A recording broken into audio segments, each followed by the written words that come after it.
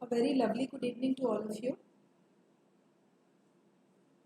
Now, this is Dr. Pooja, your original guru of biochemistry, and today I will be discussing the most frequently asked questions in the previous years.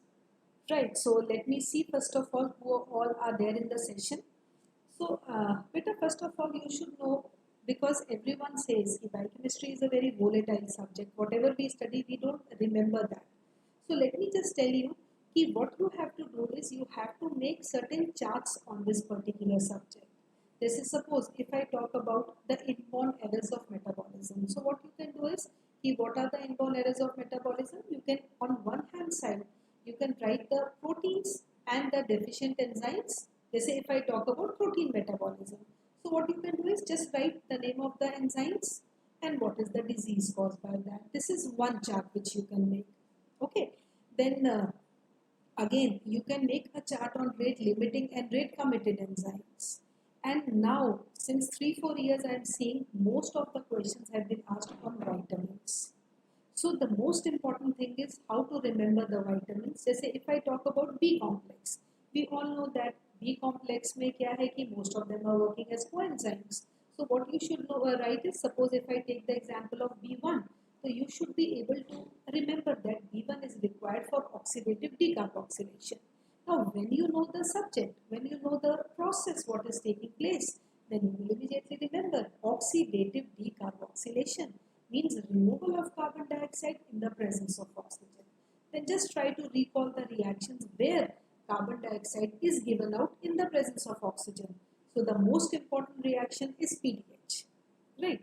Then similarly, if you go on B2, riboflavin, again it is a very important, I should say the active forms are FMN and FMD, FAD, and it is required for oxidation and reduction reactions. Same as B3. So these are the things you have to basically focus on. And now we will be starting up with the discussion. Let me see who all are there. So whatever queries, whatever questions you have in your mind, you can just put in the chat box and then definitely I will reply. Okay. So let's start up with the question. Pehले we'll take what are the questions which appeared in 2023. Now see, the question says, a child presents with bone pain and hepatosplenomegaly. A biopsy and aspirate shows the following finding. Which of the following is the most likely enzyme deficient in this condition? Now this type of question, the same image has been asked, I think roughly 2 or 3 times. So this is simply inclusion in the cytoplasmic cells, and this is a case of Gaucher's disease, the most common lysosomal storage disorder, Gaucher's disease. And this question is basically asked from lipid metabolism. And we all know that Gaucher's disease comes under very, very important class, sphingolipidosis.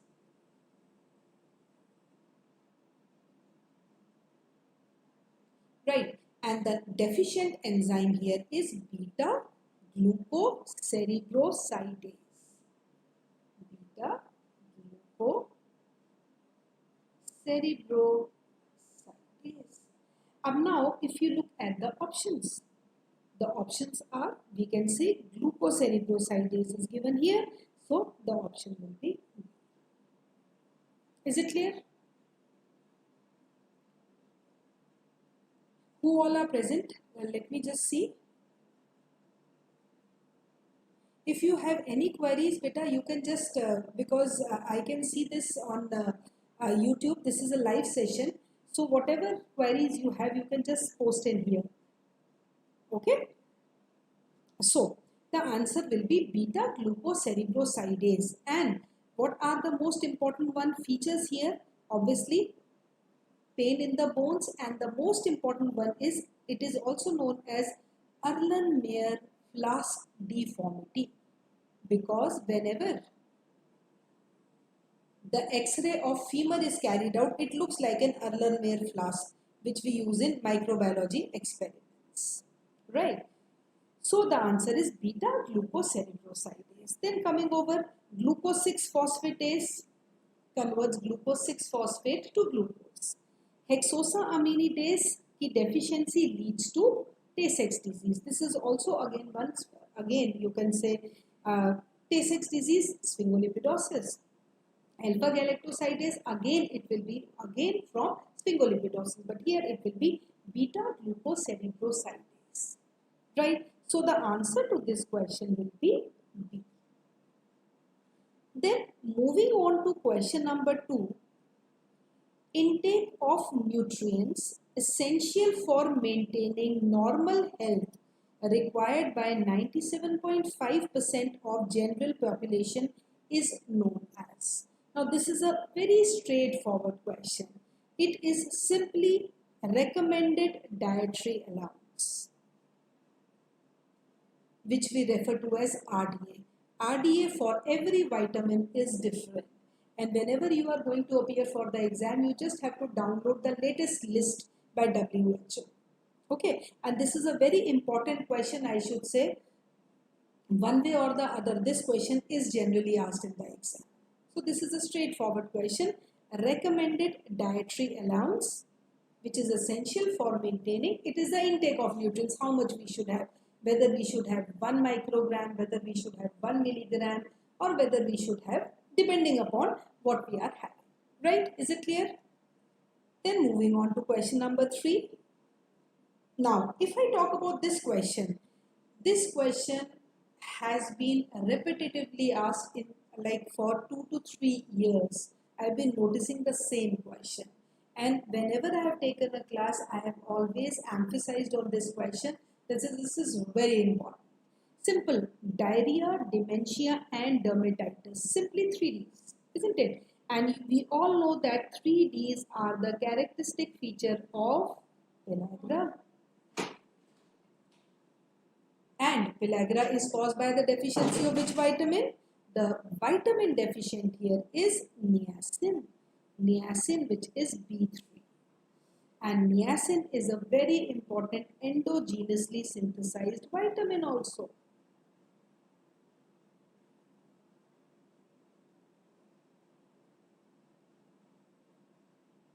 Right. And 60 milligram, and which vitamin, which amino acid is required for the synthesis of this vitamin? It is tryptophan.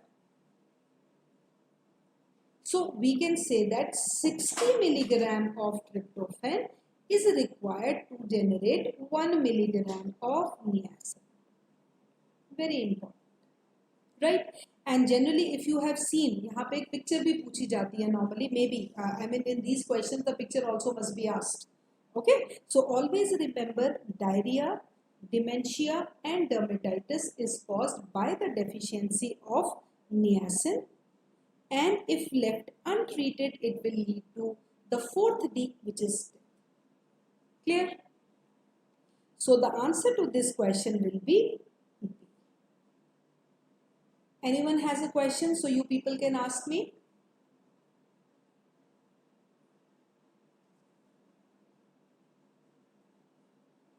Wait, let me just see 1 second.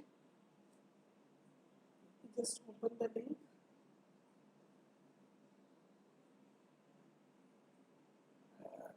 Yes.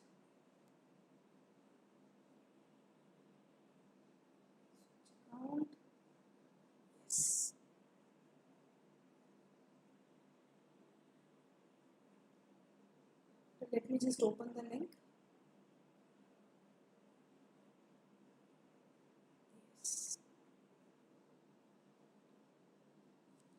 Now the, yes, Kesel necklace, very good, yes.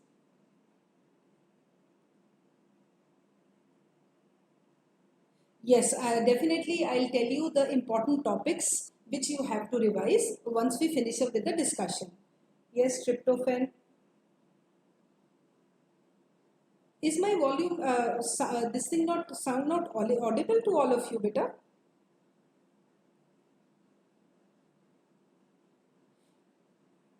Yes, heart loops also, beta. Heart loops is basically due to defective tubular reabsorption because ये जो niacin है ना, always remember niacin and tryptophan, they are basically interrelated. Okay, so if there is deficiency of tryptophan, because tryptophan is also an essential amino acid if you remember. So if it is related to tryptophan, automatically it is going to hamper niacin because niacin is an endogenously synthesized vitamin. That's what I told you, कि 60 milligram of tryptophan is required to generate 1 milligram of niacin. So if we talk about Hartnupp's disease, where there is defective tubular reabsorption, so automatically there will be defective synthesis of niacin. Similarly, in carcinoid syndrome, if you remember, carcinoid syndrome में क्या होता है? Half of the tryptophan is diverted to form more of serotonin, right? So it will again lead to that. Yes, yeah, definitely I'll tell you.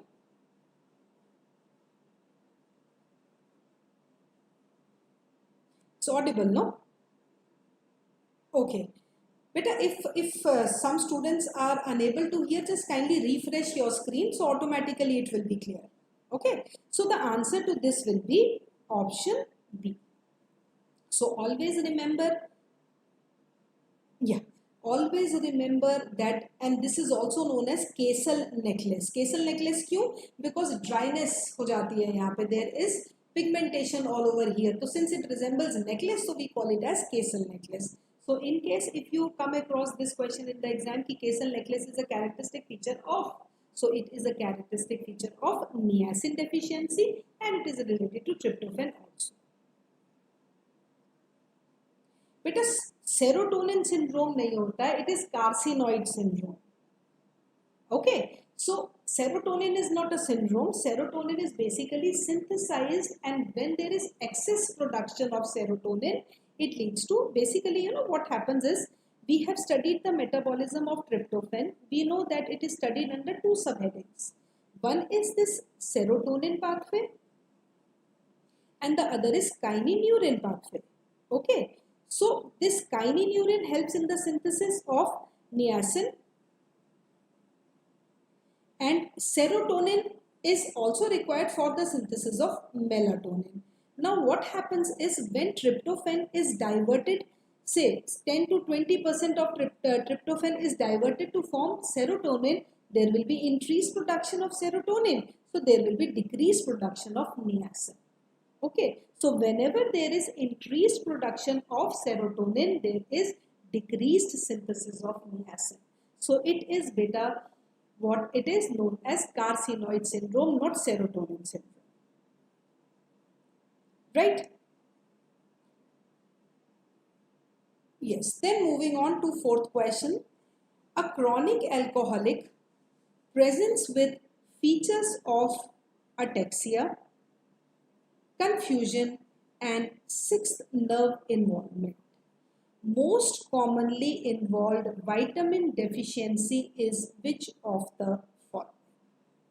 Up now see, whenever we talk about a chronic alcoholic, the most important vitamin which comes to our mind is vitamin B1, which is thiamine. Yes, very good. The answer is thiamine because, yes, very good, because ataxia, and always remember thiamine deficiency because thiamine's active form is TPP. Yes, correct, very good, yes. And the mnemonic, I'll tell you, mnemonic is GOA. So basically what happens is, if B1 is deficient and the person is alcoholic, what happens is, it leads to vernix, yes, encephalopathy. And if this vernix encephalopathy is not cured, it will lead to Korsakoff psychosis. So here the mnemonic is GOA. GOA. Global confusion, ophthalmoplegia and ataxia. And if we talk about Korsakoff psychosis, इसमें amnesia is there and confabulations are there, yes. So the answer has to be A, which is thiamine. Yes, correct. Right. So I hope this explanation is also clear to all of you. And this is a very important question, beta, because I think I've been seeing the pattern of these questions for the past so many years, and this question has been repeatedly asked in one way or the other. So whenever a chronic alcoholic is there, so always remember the vitamin deficient, it has to be B1, right? Then next question, a child presents with thinning of hair and scaling of the scalp. Okay, chalo, thinning of hair is there. On taking further history, it is found that she consumes raw eggs in her diet regularly, and the given manifestations are due to the deficiency of which of the following. Okay, so always remember whenever we talk about raw egg, okay, it is, yes, eagle eyes, correct, yes. Yes, very good, Nasir. Thiamine and then glucose is given for treatment. Very good, very good. Here the answer has to be biotin. Very good. You people know all the answers. Good. So biotin, because this raw egg has avidin in it.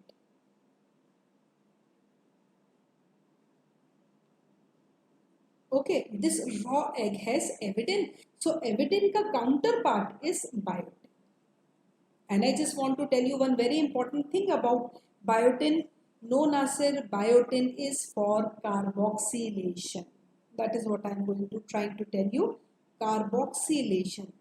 Beta, don't get confused between the terms. जब हम D लगा देते हैं ना आगे D माने remover. And whenever simply we are writing carboxylation, it is simple attachment of carbon dioxide. But when we add decarboxylation, it becomes removal of carbon dioxide. Got my point? So biotin is required for carboxylation, B7. B6 is required for only decarboxylation. I'll just write it here also. See, एक है B1, right? एक है B6, एक है B7. We all know that B1 is thymine. It catalyzes oxidative decarboxylation. Always remember. Mane carbon dioxide is removed but in the presence of oxygen. B6 is simple decarboxylation. जैसे formation of biogenic amines. Histidine से histamine, for example, and B7 is for carboxylation. So these three terminologies are there which are different. Got my point? So this is how you have to learn. B1 Gautam, if you are saying B1 dehydrogenase, this B1 is a basically coenzyme for 4 important reactions, right? So what are those reactions? B1 is first of all required for pyruvate dehydrogenase complex, right? Then we can say second is alpha ketoglutarate dehydrogenase complex, right? Third is it is required for transketolase, and fourth is it is required for alpha keto acid dehydrogenase for branched chain amino acids. So these are the 4 important reactions catalyzed by B1, right? So this is, यहाँ पे तो clear cut answer is avidin, which is a counterpart of biotin. So whenever we consume raw egg, automatically biotin is not going to function. If biotin is not going to function, carboxylation reactions will suffer. Clear? Then moving on to the 6th question, in low insulin glucagon ratio, what is correct? Can you tell me, in low insulin glucagon ratio, what is the correct one?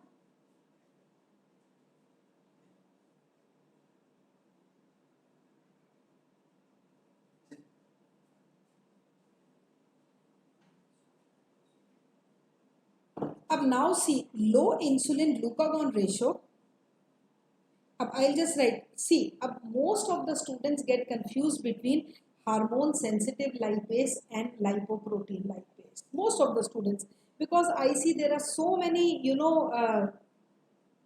I should say, confusion related to this. I'll just give you one common this thing. See, एक होता है हमारे पास HSL. We all know hormone sensitive lipase. Okay, hormone. I'll just give you a trick to remember this. You will never forget.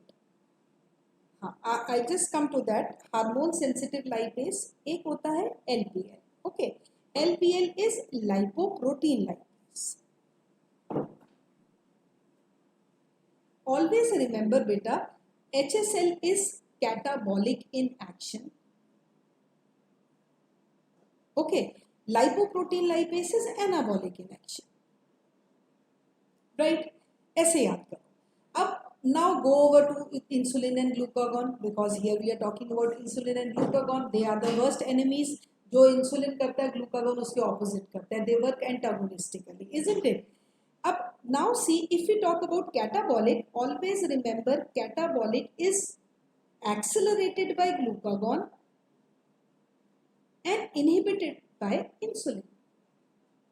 On the other hand, LPL is an anabolic hormone, so it will be accelerated by insulin and inhibited by glucagon. This thing you have to remember. Okay? So now see, if we talk about this, so you can say that low insulin glucagon ratio, low insulin and high glucagon. So what is correct? It will increase the activity of hormone sensitive lipase. Got my point? And if you talk about the rest of the options, insulin is the one which is helping them, because if we see increased activity, insulin is acting. Increased glycogenesis, we all know, these are all anabolic processes. Up coming over to glycolysis, we all know that insulin promotes all the processes. And there is an exception also, that insulin being an anabolic hormone, it always catalyzes, it always accelerates glycolysis, which is an exception. Similarly, glucagon always accelerates catabolic reactions, only gluconeogenesis is an exception. Right? So the answer to this will be A. Always remember this. This is very, very important, because most of the students get confused between this. And always remember, hormone sensitive, it is sensitive to the action of hormones. And LPL is an anabolic hormone, because ये क्या करता है? It just takes lipoprotein out of that, which is further utilized for the synthesis of triacylglycerol. Is it clear, beta? Right? So I will say that the answer to this question is A. Right? Then moving on to question number 7. An infant is brought by his parents with complaints that his urine turns black on exposure, or urine turns black on standing. Which of the following metabolic disorders is likely? Again, a very simple question and a frequently asked question also. So what can be the answer to this? That urine turns black on standing. When urine is oxidized. Yes, alkaptonuria, correct. This is a very simple question. And we all know, मतलब इसको तो ऐसा करते हैं, yes, फटाफट से A आ गया, yes. It's a very simple question, very frequently asked. So I can say that the answer is alkaptonuria, and the deficient enzyme is, yes, homogentisate oxidase. And one more thing is there. This enzyme converts what? Homogentisate to 4-mallyl acetoacetate. Right? So when this is not there, increased concentration of homogentisate is there, and it is oxidized to produce L-capton type of substance.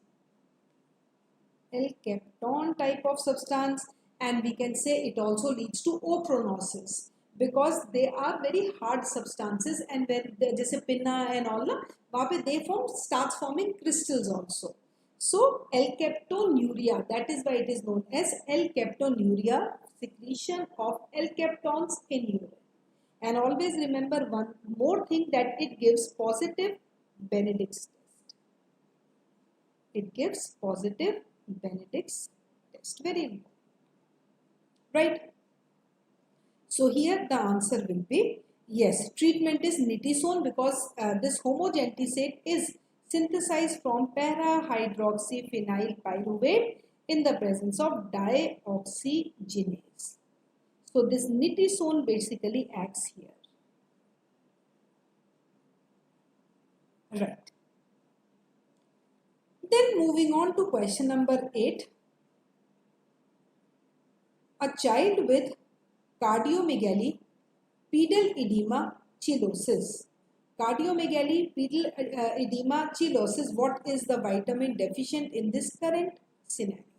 Whenever we talk about edema and cardiomegaly, it is none other than beriberi, and that too wet beriberi.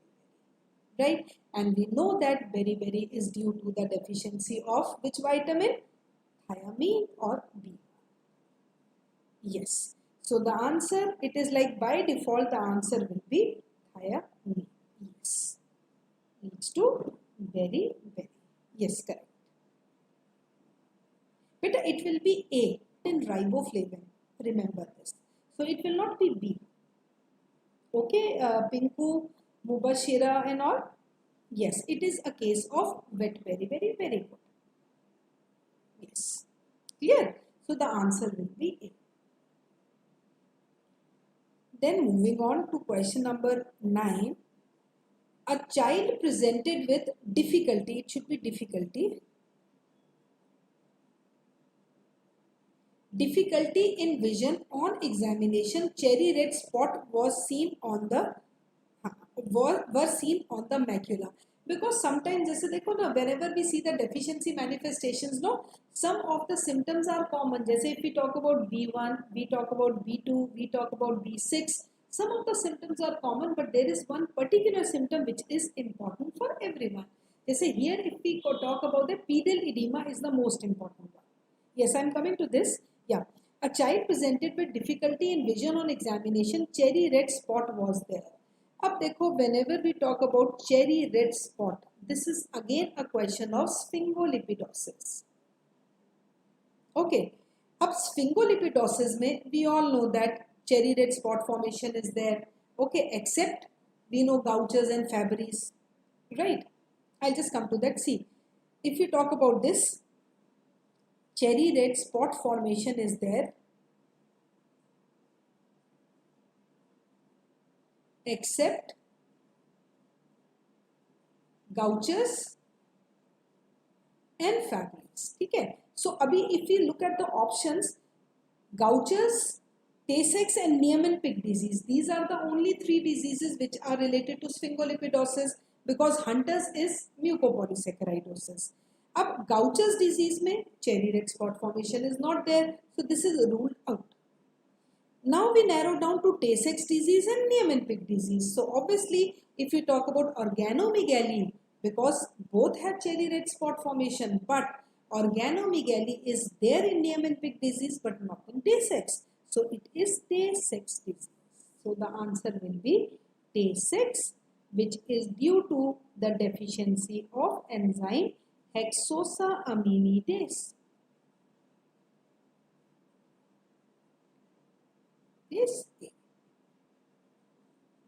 Yes. Gaucher's में क्या होता है? Gaucher's में type 2 में होता है, which is very rare. Clear? And Niemann-Pick disease में again there is you can say zebra inclusion bodies are there. Yes. Yeah. Because the deficient enzyme here in Niemann-Pick disease is sphingomyelin.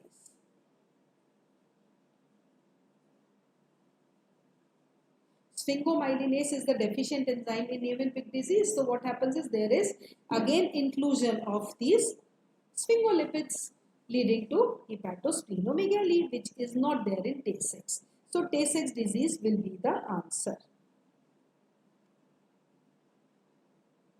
right? Yes, iodourinase, yes. But beta, cherry red spot formation won't be there. But here Krabbe's disease is not the option. Getting my point? Because whenever the question is given, we have to look at the options also, no?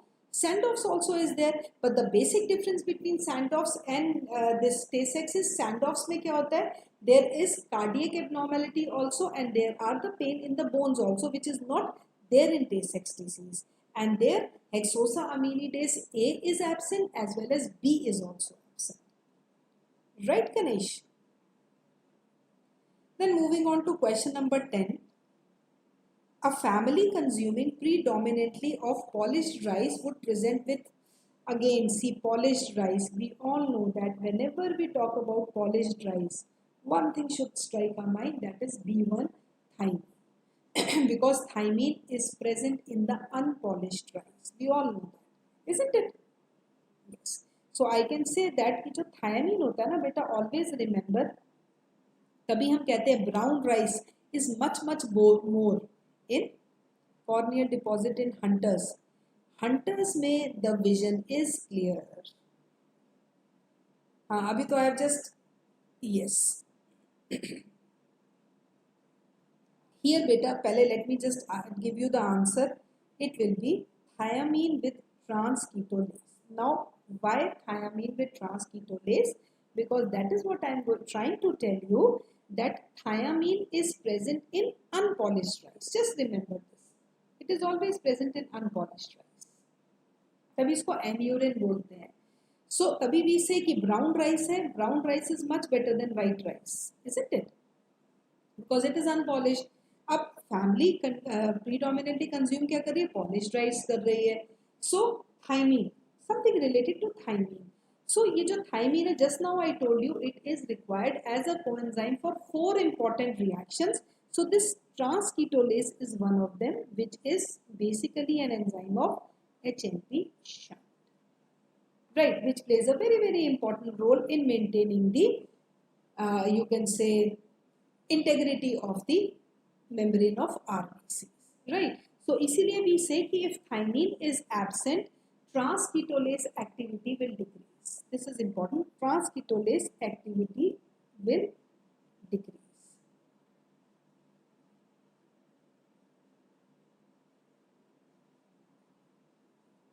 One second. No beta, it will be different in Niemann-Pick, because see, in all sphingolipidosis, just remember one thing, कि mental retardation is not seen, is never seen in Gauchers, isn't it? Yes, transketolase. So the activity will decrease, and ऐसे ही हम B2 के साथ करते हैं. In B2 it is reductase activity, glutathione reductase, that we will see. I think one question is there on that also. ये भी तो लिखा है riboflavin with glutathione reductase. All are correct options, but yes, whenever we talk about polished rice, the answer has to be thymine with transketolase. Clear? So the answer will be D. Then moving on to the next question, the biochemical basis of scurvy is? Yes, brown rice is always better than white rice. The biochemical basis of scurvy is simple: impaired collagen synthesis.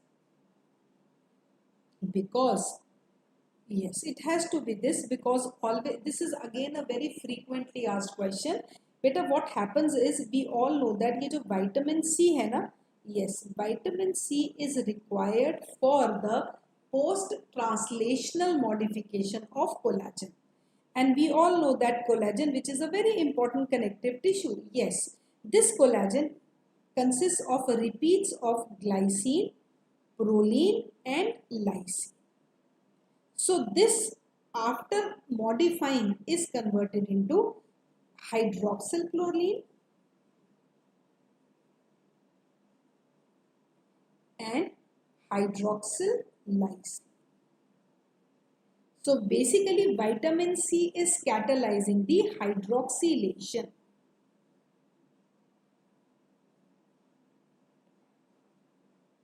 Right? So the answer will be A. Yes, because every third repeat is having glycine. So the answer will be A. Then moving on to the next question. A child was fatigued after exercise and the blood sample collected soon after exercise showed low glucose and lactate levels. The probable diagnosis is which of the following? Up now, whenever we talk about exercise, the child is fatigued after exercise. So, सबसे important feature which comes to our mind is exercise intolerant, isn't it? Right? Up, yes, low glucose and lactate levels. So here what we can say is the obviously the deficient enzyme has to be muscle phosphorylase. Why? Because phosphorylase, which is actually degrading glycogen, it is not giving. It is not being converted into glucose. So obviously, if glycogen is not being converted into glucose, so automatically the level of glucose will be down. So hypoglycemia will be there. And similarly, muscle phosphorylase is absent, so lactate levels will also be down. So it will be McArdle's disease, right? Von Gierke's disease has nothing to do with this. Why? Because von Gierke's disease is a liver storage disorder. Okay.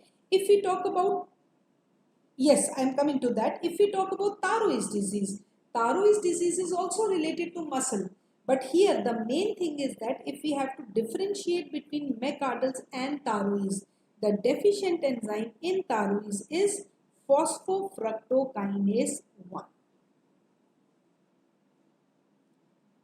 Right, Anderson's is again, if we talk about Anderson's with a deficient enzyme is branching enzyme. किसने लिखा है D branching? बेटा it is branching enzyme. इसके लिए भी there is a mnemonic A, B, C, D. A for Anderson's, B for branching, C for Cory's, D for debranching. So Anderson's is due to the absence of branching enzyme and Cory's is due to the absence of debranching enzyme. Okay. Thyroid disease is yes, phosphofructokinase 1.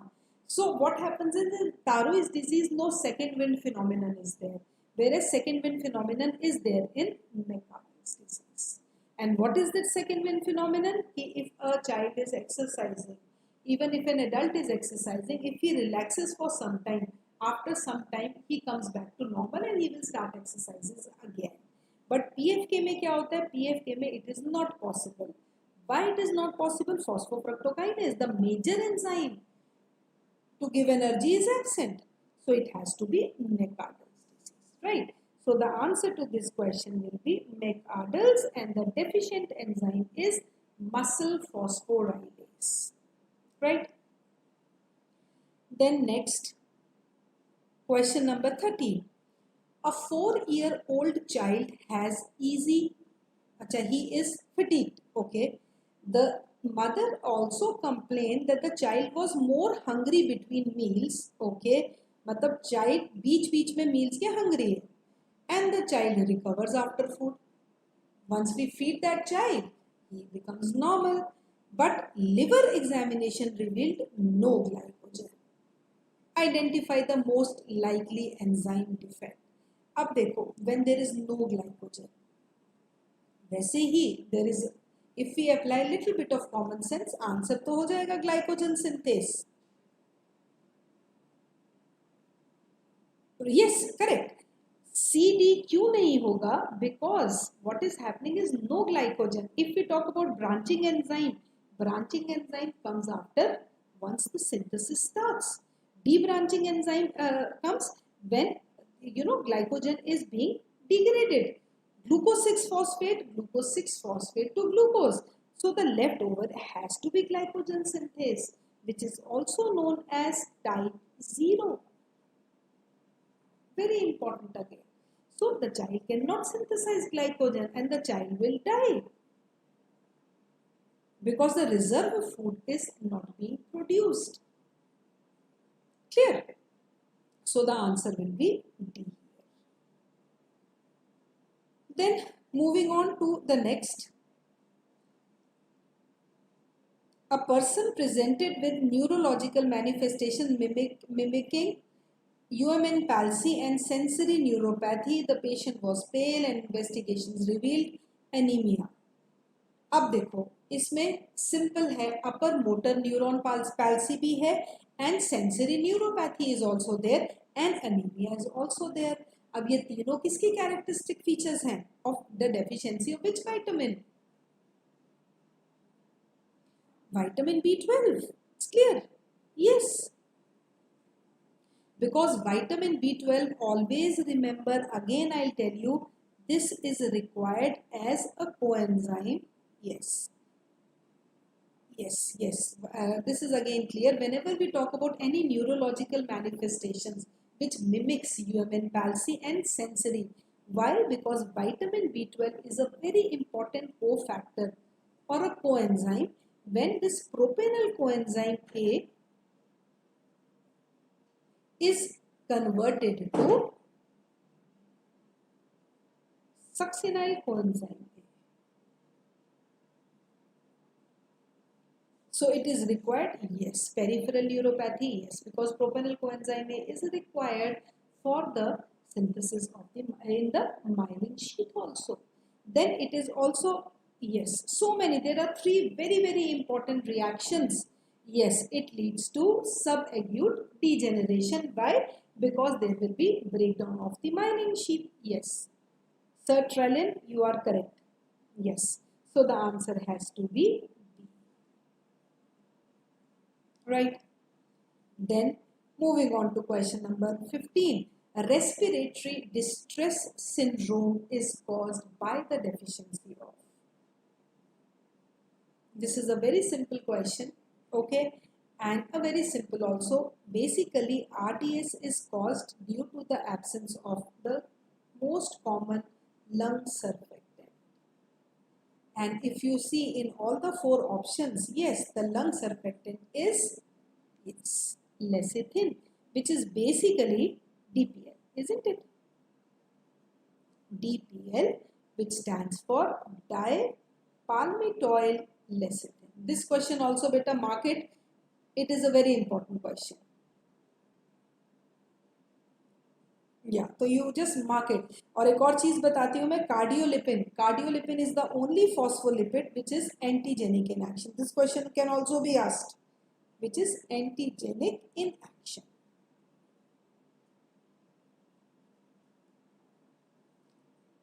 Right?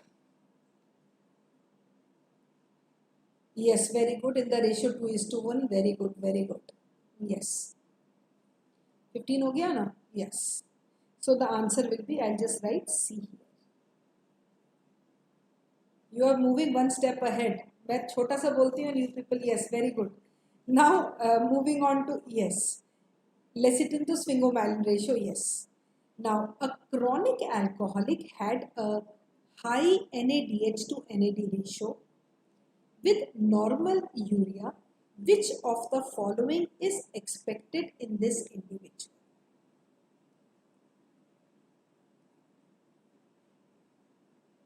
Sahana has given a fiery emoticon. Yes. Chronic alcoholic है, ठीक है? उसका NADH to NAD ratio is more with normal urea. So which of the following is expected in this individual? Let me see.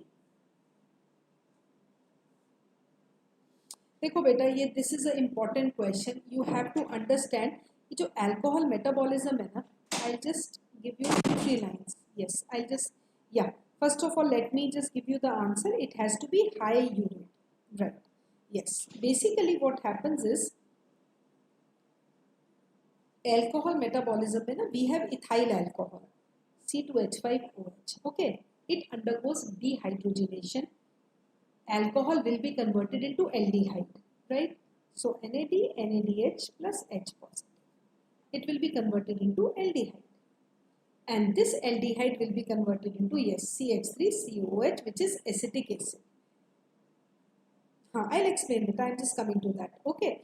So what is happening is, this is ethyl alcohol. Say if we are consuming methyl alcohol, which is equally poisonous, methyl alcohol will form HCHO, formaldehyde, and HCOH, which is highly toxic.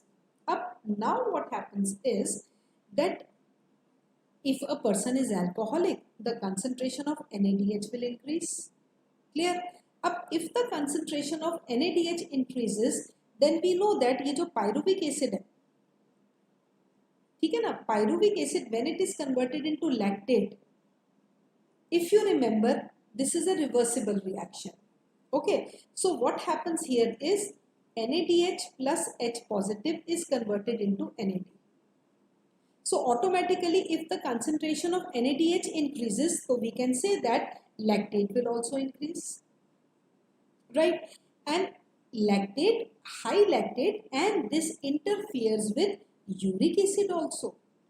So whenever this NADH concentration increases, it is actually related to, it interferes with uric acid also, and there is high concentration of uric acid, right? So it is always high urate and high lactate also. So low lactate will not be the answer. And NADH to NAD ratio means, if we talk about this, देखो question है high, है ना? So NADH to NAD का high का मतलब क्या होता है? This is more, this is less. Clear, Shimu? NADH to NAD ratio, जो चीज numerator denominator, तो numerator is more, that is why high, denominator will be less. And if I say NAD to NADH ratio is more, that means NAD will be high, NADH will be less. Got my point, Shimu? Is it clear?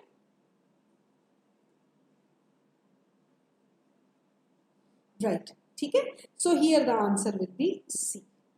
Again, an interesting question. Okay. So अभी हमने finish किया 2023 का, right?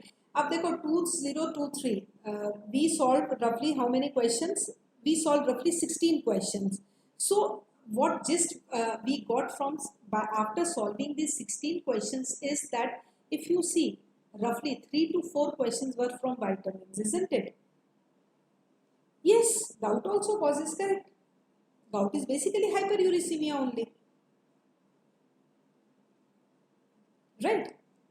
So always remember, make a chart of vitamins. मतलब अभी भी when we will discuss this 2022 paper also, you will see majority of the questions are from vitamins.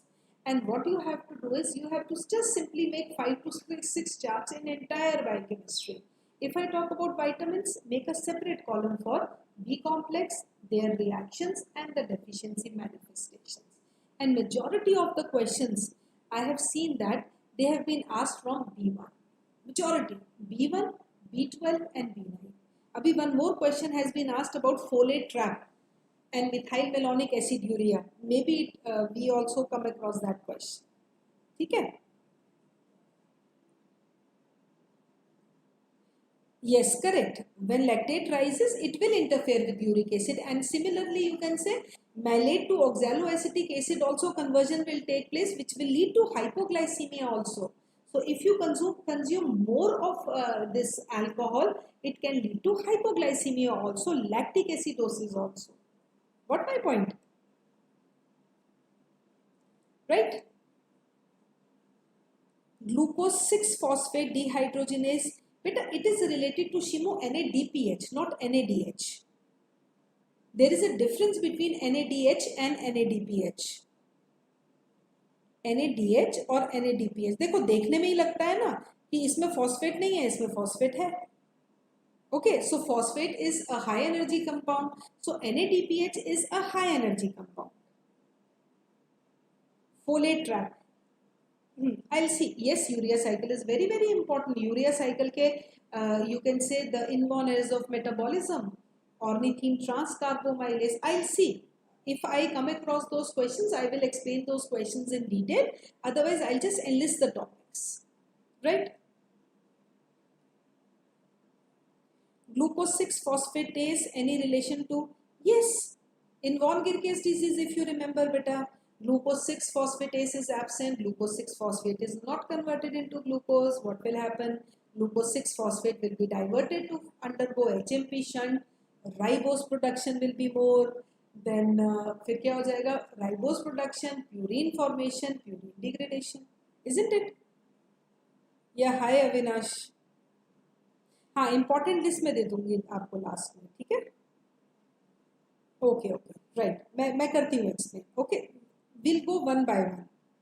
या अब now ये कौन सा है? 2022. अरे सेम क्वेश्चन आ गया ये तो. The following histological image is seen who is complaining of growth failure and abdominal distension. Signs found were anemia, thrombocytopenia and bony pain. फटाफट बताओ इसका आंसर क्या होगा? Thrombocytopenia and bony pain. What will be the answer?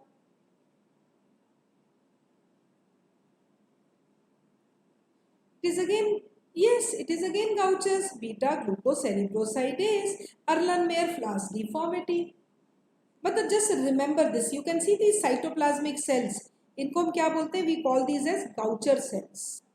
Yes, Gaucher cells. So the answer will be A. Yes. Then DNA packing is done by. Yes, it is known as, basically I'll just write it, crumpled tissue paper appearance. Crumpled tissue paper appearance. Yes. Now DNA packing is done by. Always remember, yes, this is a very simple question, histones. Okay, so what happens here is, yes, A, histones, and we all know that histones basically H2A, H2B, H3 and H4, right? So they are present as octamers, 1 2 3 4, and DNA जो होता है ना, DNA जैसे NCERT का symbol होता है, just like that. Yes, DNA is intertwined like this, and we call this structure as nucleosome. And this is how it is arranged like this on the chromosomes like this. And एक छोटू सा होता है साथ में इसके, which is H1, जिसको हम बोलते हैं linker DNA. Chaperones are different, beta. Chaperones are basically the heat shock proteins which check the faulty folding. It has nothing to do with this. Okay. So histones are and they are the proteins rich in basic amino acids. Yes, lysine and arginine. और इसको हम क्या बोलते हैं? We call it as a beads on a string appearance. This nucleosome, this is known as beads on a string appearance. So इस पे there can be two questions which can be asked. एक तो simple question, DNA packaging is done by histones, and second question which can be asked is कि what is a nucleosome? So nucleosome is DNA plus histones, right? Linker DNA is H1. So इसका answer हो जाएगा A. Then moving on to the second one, third one. A paint factory worker working for 20 years complains of joint pain, insomnia, fatigue, constipation and headache. And he is found to have anemia. Enzyme affected is. Ab now see, whenever we talk about paint, okay, so paint factories में क्या होता है बेटा? It is using this lead. Okay, so whenever we are talking about, yes, I'll come to that, lead. So this is a case of lead poisoning,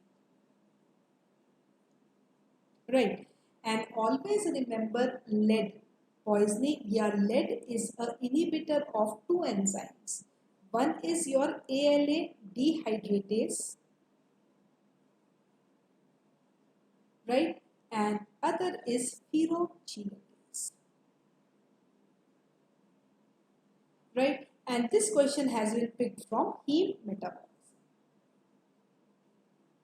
basically anabolism. Right, अब इसमें if you look at 3 options, इसमें the most appropriate option is this ferrochelatase, which is the last enzyme. Yes, ALA dehydratase क्या करता है, ये क्या ALA को, this ALA dehydratase converts this ALA to profobilinogen. Yes, right. बेटा acute intermittent पोर्फायरिया नहीं आएगा यहाँ पे आएगा एएलए डिहाइड्रेटेस. एएलए डिहाइड्रेटेस से क्या होता है, what is the main porphyria which is caused due to the deficiency of ALA dehydratase? Plumboporphyria. Acute उसके बाद आता है. Okay, xenon, right. और फेरोचेलेटेस लास्ट करता है, right.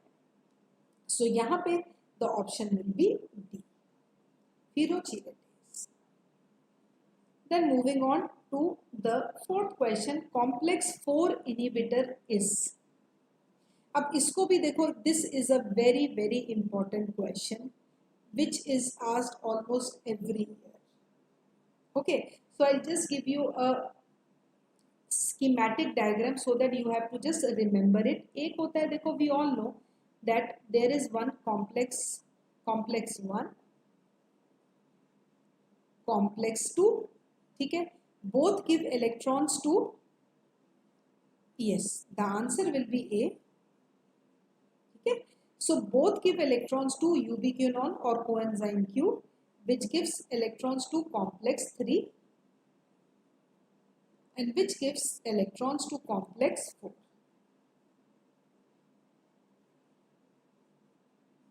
Right. Up now what happens here is that complex 1, complex 2, ठीक है, इसका inhibitor is, if we talk about the inhibitors of complex 1, it is rotenone, right, and pyazidine. complex 2 का carboxyl, malonate,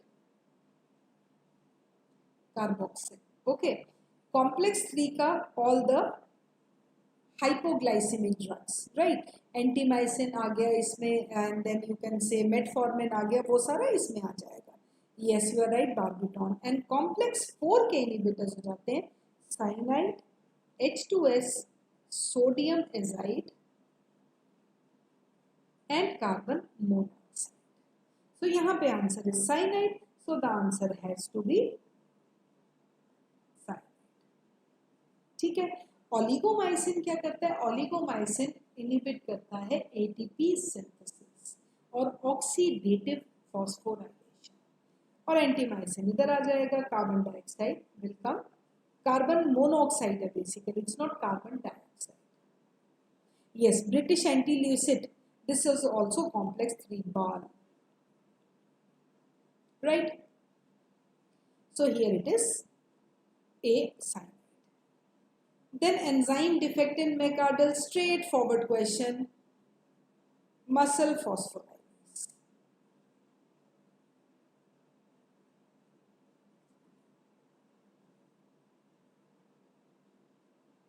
In farmers in question, I didn't get you, med study, what you are trying to say. I didn't get the format, what you are trying to ask.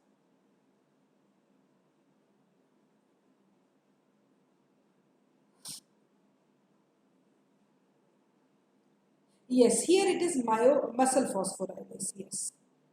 Yes, correct. My muscle phosphorylase बेटा, glycogen phosphorylase नहीं आएगा इसमें. Glycogen phosphorylase is a rate limiting enzyme of glycogenolysis. Glucose 6 phosphatase is also an enzyme which is deficient in von Ginkel's disease, hexokinase. So altogether different है. So इसमें तो straightforward yes. हाँ, uncoupler, yes, uncoupler is 2,4-dinitrophenol. Yes, correct. Thermogenin is a physiological uncoupler. Okay. Now, next 6th question. A known patient of tuberculosis on isoniazid for the past 3 months complaints of numbness, burning, tingling and burning sensation in all the extremities. What could be the vitamin deficiency? The vitamin deficient here is vitamin B6. One second, beta, what are you saying? This question. Beta, myophosphorylase. Myo is basically muscle phosphorylase. Glycogen phosphorylase नहीं होगा.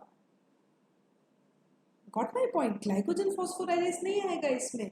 It is typical muscle phosphorylase. Okay. हाँ, यहाँ पे isoniazid treatment, yes, B6 is the one. यहाँ पे तो clear ही है. The answer has to be A. And this B6 is a very, very important vitamin, very important coenzyme. Yes, so many important transamination rate is required. We all know that. Okay. Then you can say decarboxylation rate is required. Right. Then so many reactions. These are similarly, it is a component of glycogen phosphorylase also. Component of ALA synthase also. So many are there.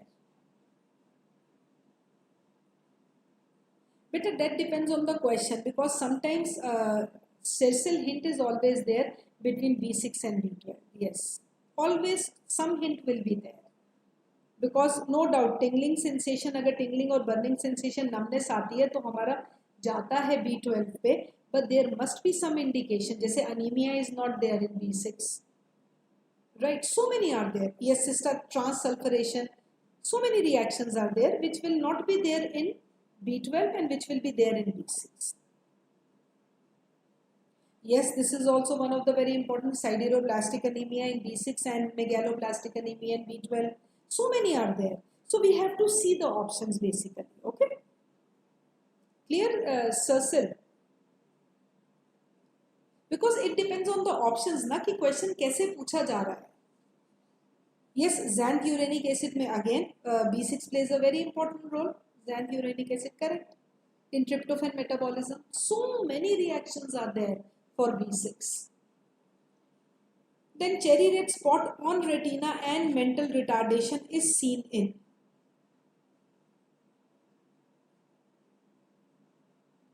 Now this is a very tricky question, I should say. How many years? Years covered? This is a very, chalo, you tell me what can be the answer to this question. Cherry red spot on retina and mental retardation is seen in. Yes, it is Tay-Sachs. Correct, correct. Okay. But yes, the answer will be Tay-Sachs, because always remember beta, whenever we talk about cherry red spot, okay, this is wholly solely the function of this Tay-Sachs disease. Hexosaminidase A. Always remember this. Aminidase A. Yes. So the answer will be B. Right? Then moving on. This is again a very simple question. Again a repeated question only. Fat status in the body is determined by.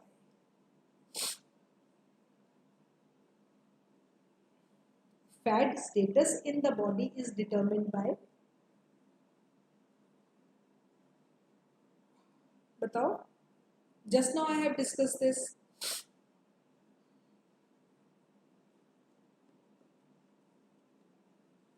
Dekho, just keep one thing in mind whenever we talk about,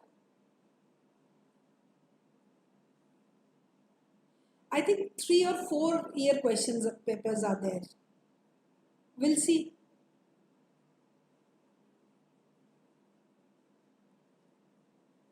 We'll see. Abhi to we have just come on 2022 na. I think 3 years are there. Yes, correct. It is glutathione reductase. Very good. We all know that FAD status, because dekho, again, just keep it, mug it up.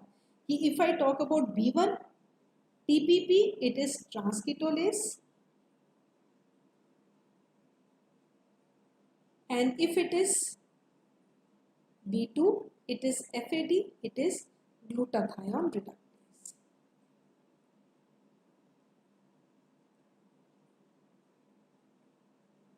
Very important, right? So the answer is B. Then moving on, true about Warburg's effect.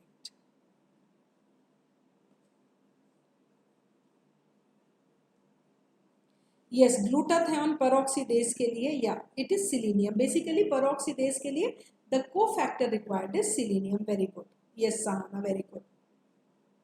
Up true about this Warburg's effect. Warburg's effect is basically aerobic glycolysis. Glycolysis, basically it is for cancer cells only. So it is glycolysis, breakdown of glucose in the presence of oxygen, which can lead to increased concentration of lactate also. Yes. Yes, correct. So this is also straightforward question. It is simply glycolysis which leads to basically lactate formation. Right. Yes. And it increases the uptake of glucose also. Then a Mediterranean person did not receive Primaquine. Which pathway is affected by G6PD enzyme deficiency? This is also again a very simple question. Yes, Pasteur effect is opposite of this. It is Pasteur effect is anaerobic glycolysis, correct.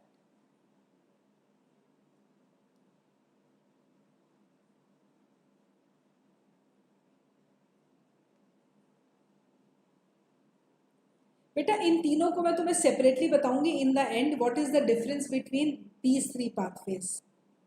हाँ, ये तो clear ही है. It is HMP shunt. Yes, we all know that glucose 6-phosphate dehydrogenase is the rate limiting enzyme of HMP shunt. So the answer has to be HMP pathway. And deficiency of G6PDH also leads to hemolytic anemia. Clear? So the answer will be A here.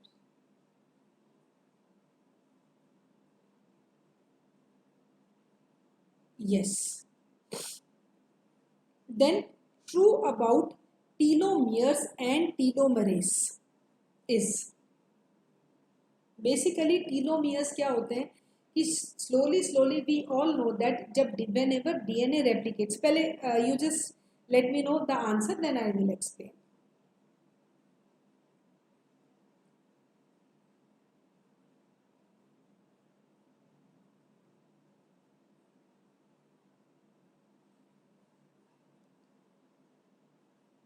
Yes, true is they gradually, yes, correct, gradually decreasing length of telomeres with aging. Why? Because always remember one thing, whenever DNA undergoes replication, we all know that lagging strand is also there. Yes, lagging strand is also there. So slowly क्या हो जाएगा? The length will start decreasing. Right? And we can also say yes. Yes, the answer is B. Baki rest, they don't have coding sequences as such. And if you talk about telomerase is found in, telomerase is also found in germ cells also. Right? So the correct answer here has to be gradually decreasing length of telomeres with aging. Right? Then when a codon is changed to stop codon, again this is a very simple question. When a codon is changed to stop codon, then it is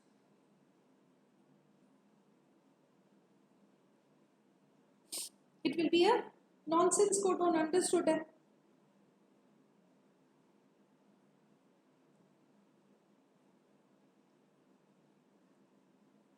Yes. So it will be what? Yes, it will be nonsense mutation. And always remember there are three nonsense codons. Yes, U argon, MEM enzyme required for HMP shunt transketolase, or beta, glucose 6 phosphate dehydrogenase is the rate limiting enzyme.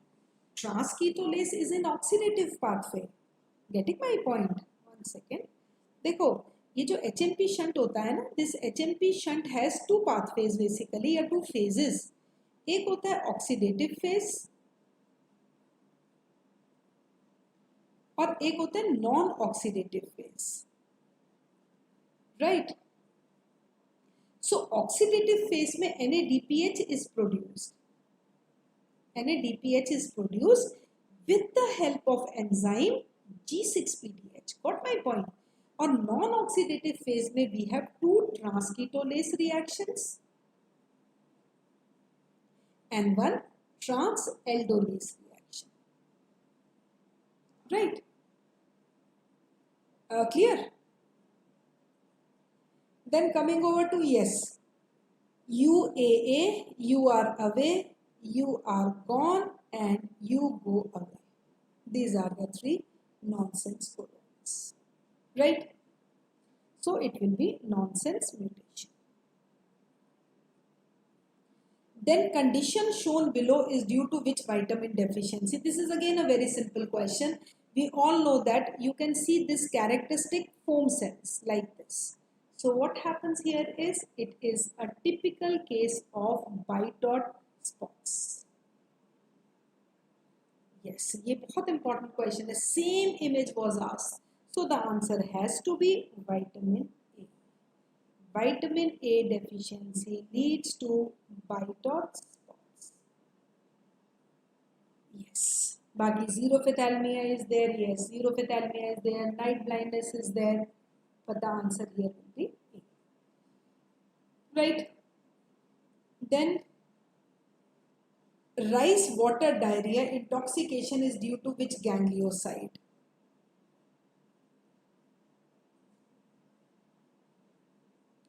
इसमें भी बेटा this is again a very rare question. I think only once it has been asked.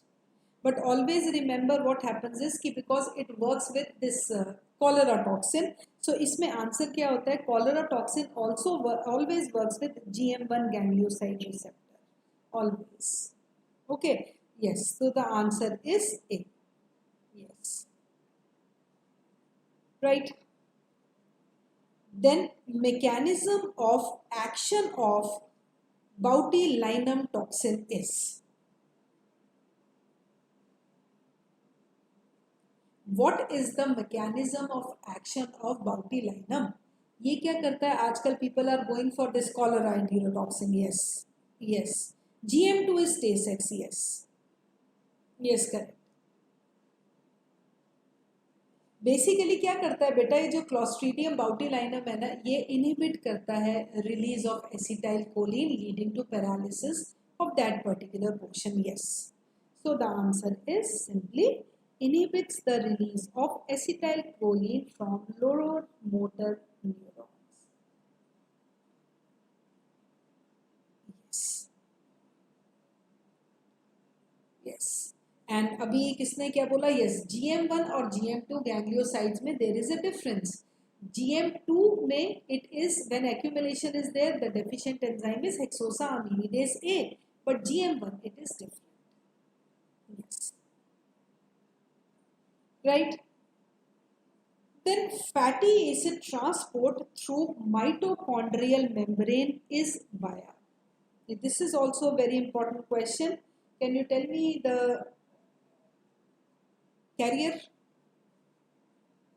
In fatty acid transport through mitochondrial membrane.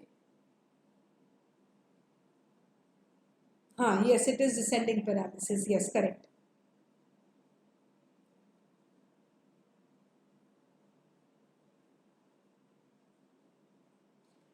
Yes, it is carnitine. Very good. And इसमें भी पता है, yes, इसमें भी पता है, there are two questions which can be asked here. I'll just show you. Yes. Thank you so much for the compliment.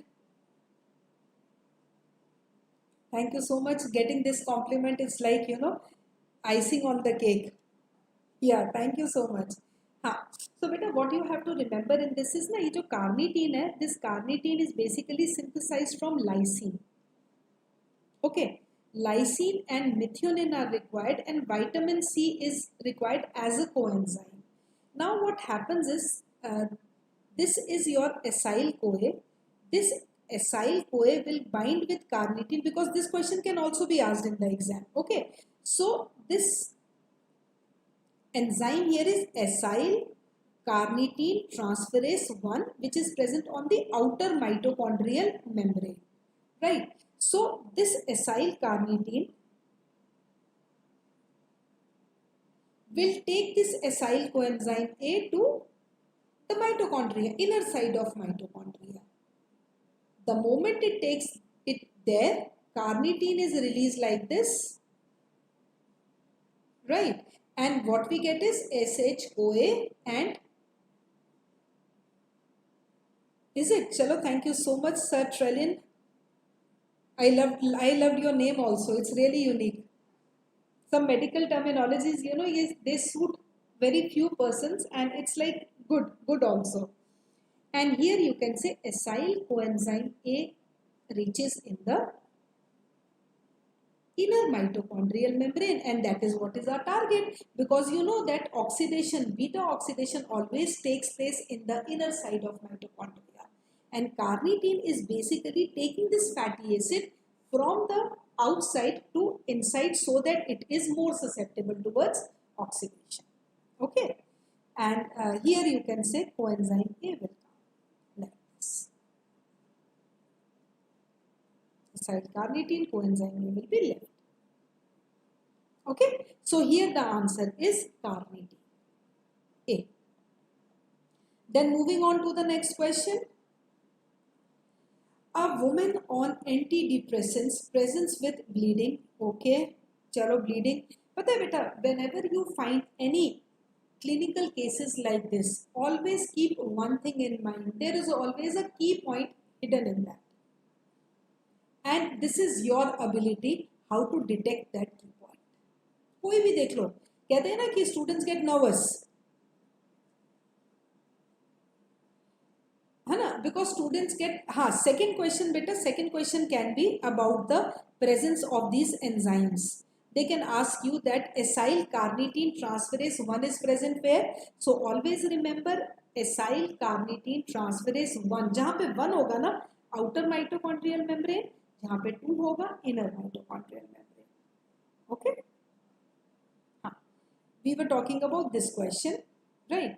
So, what I was telling you was, yes, always remember, even if you are getting some 8-10, lines of a question, don't get nervous, don't get hassled up. There is always a key point hidden in that. And how much knowledge you have about the subject will be directly proportional to how much you are able to assess that key point. Ab jaise suppose, if I take this question, woman is on antidepressants, chalo, presenting with bleeding. She gives a history of bulky stools which stick to the pan also. Stools sticking to the pan, malabsorption of fats, isn't it? So which of the, and bleeding bhi hai saath mein. Ab bleeding ke liye which vitamin is responsible? We all know vitamin K is there, right? So which of the following vitamin deficiency can cause bleeding? Aankhein band karke vitamin K. And we know vitamin K is a fat soluble vitamin also. So ये पूरी तरह से it justifies the entire answer, isn't it?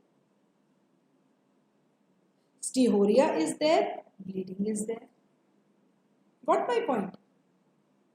So this is how you have to solve. And if you keep this type of concept, no, biochemistry will be very easy for you. It's a very easy subject. The only thing is that how you perceive the subject. If you go with a positive mindset, नहीं हमें सब कुछ आता है, always go with a positive mindset. If you start, yes, correct, certainly. Gamma carboxylation, vitamin K is the only fat soluble vitamin which is functioning as a coenzyme. और करता क्या है? It catalyzes the gamma carboxylation. किसकी? Gamma carboxylation of glutamic acid. Glutamic acid कहाँ पे present है? It is present on prothrombin. So obviously we know that it is adding one more carbon dioxide. जितनी ज़्यादा कार्बन डाइऑक्साइड और you can say carboxylic group, so calcium will have maximum adherence because it is positively charged. So easily clot formation will be there, and it catalyzes this is post translational modification of two. This question can also be asked. Basically बेटा question यही आता है कि ये क्या करता है, ये 2, 7, 9 और 10 क्लॉटिंग फैक्टर्स का पोस्ट ट्रांसलेशनल मॉडिफिकेशन करता है विटामिन के. And how it does it? It simply does the gamma carboxylation of glutamate residues which are present on prothrombin, so that prothrombin can be converted into thrombin, fibrinogen can be converted to fibrin, and a clot will be formed. Right? So the answer will be D. So what I was trying to tell you here is just go with a positive mindset, and always remember, you just have to frame 5 or 6 maximum charts in biochemistry. इससे ज़्यादा charts की ज़रूरत ही नहीं है. Then you can easily solve all the questions. ठीक है? Then moving on to this, identify the acid-base disorder in a patient with the following values. अब इसमें pH दिया है कितना? 7.2 and carbon dioxide दिया 80 millimeter per this of mercury. We know if we talk about the normal pH, it is 7.3 to 7.4. Thank you Zenon, thank you for the compliment.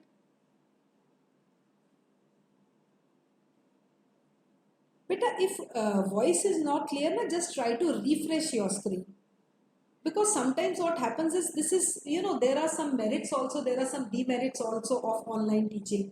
Sometimes what happens is signal becomes weak.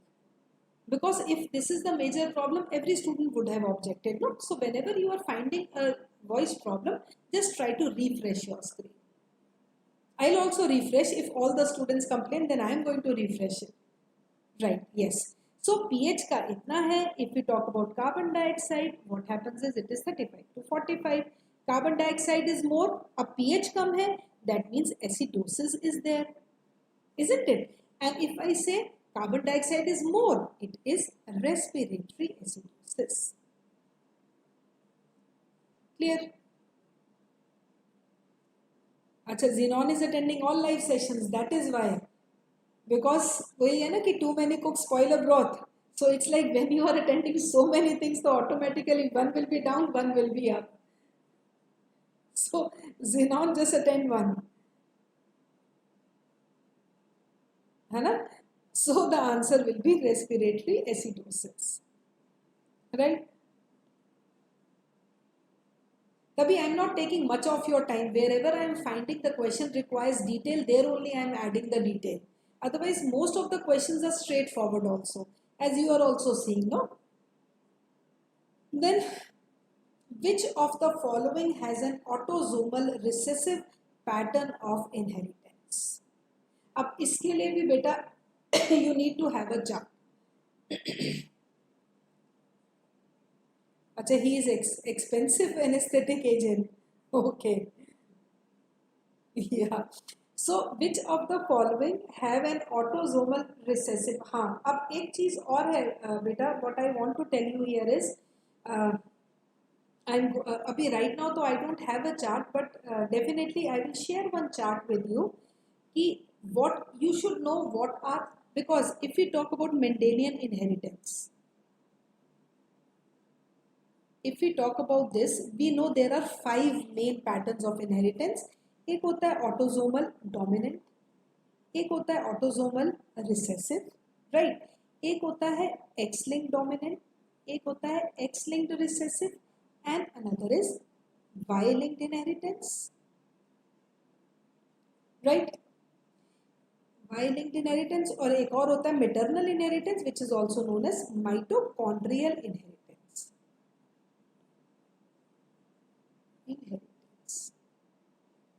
Right. Now, if we talk about autosomal, here question is autosomal recessive. Yes. So, recessive is the cystic fibrosis. Rest all are That's what I'll see. What I'll do is I'll share my number with you. Yeah, I'll share my Telegram channel with you. I can post all the charts on that and you people can join it. Right? So always remember, beta, yes, all are autosomal dominant except cystic fibrosis. Cystic fibrosis is by CFTR protein and it is autosomal recessive in nature. So what I'll do is, yes, what I'll do is I'll just share all my charts on my Telegram channel. So you can just join that and you can have an access to all the material. Clear? So cystic fibrosis is autosomal recessive. Yes, rest all are autosomal dominant. So what I'll do is I'll just share the chart of all. So you will have a link. अब ये जो Y linked होता है ना, Y linked को हम क्या बोलते हैं? We call it as holandric inheritance also. Because why we all know that if we talk about the genotype of males, it is XY because males are heterogametic and females are homogametic, isn't it? So Y में वही सारे characters होंगे which are present in males. And mitochondrial inheritance also known as maternal inheritance, right? So this is the answer will be C. Then, chalo good. 2022 also we finished. Now we come over to 2021 previous year questions. Now let's start. In comparison to 2023, I think 2022 was little bit, I should say, थोड़े knickknacks were there.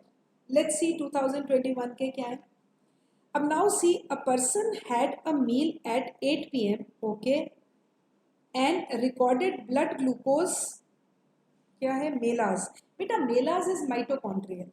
Yes, melase is there. Then this thing is also there. Siren syndrome is also there. This is all. Leher syndrome is there. They are all related to your mitochondrial inheritance.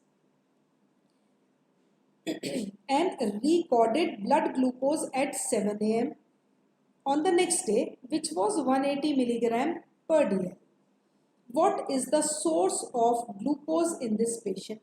It's simple glycogenolysis. Yes. Because glycogenolysis it is like 10 to 12 hours of fasting. Yes, correct. So it will be hepatic glycogenolysis. Uske baad, yes, good weightage to biochemistry. You know, biochemistry is a very important subject. That is why you people study in first prof. It is very important. Yes, up to 16, matlab 10 to you can say 12 hours of, then glycogen will be broken down and it will give glucose. After that, gluconeogenesis will start and then after that ketone bodies will start. But initially it will be hepatic glycogenolysis. Yes, because we know glycogen is stored in the liver and the muscle. Then a patient who is diagnosed with HNPC, which of the following is the most common repair defect associated? Ab dekho, whenever we talk about HNPC, always remember beta, it is mismatch repair. Kai cheezeं, some things you have to learn. ठीक है? और इसमें nucleotide excision repair में you have to remember xeroderma pigmentosum. Xeroderma pigmentosum will come to this.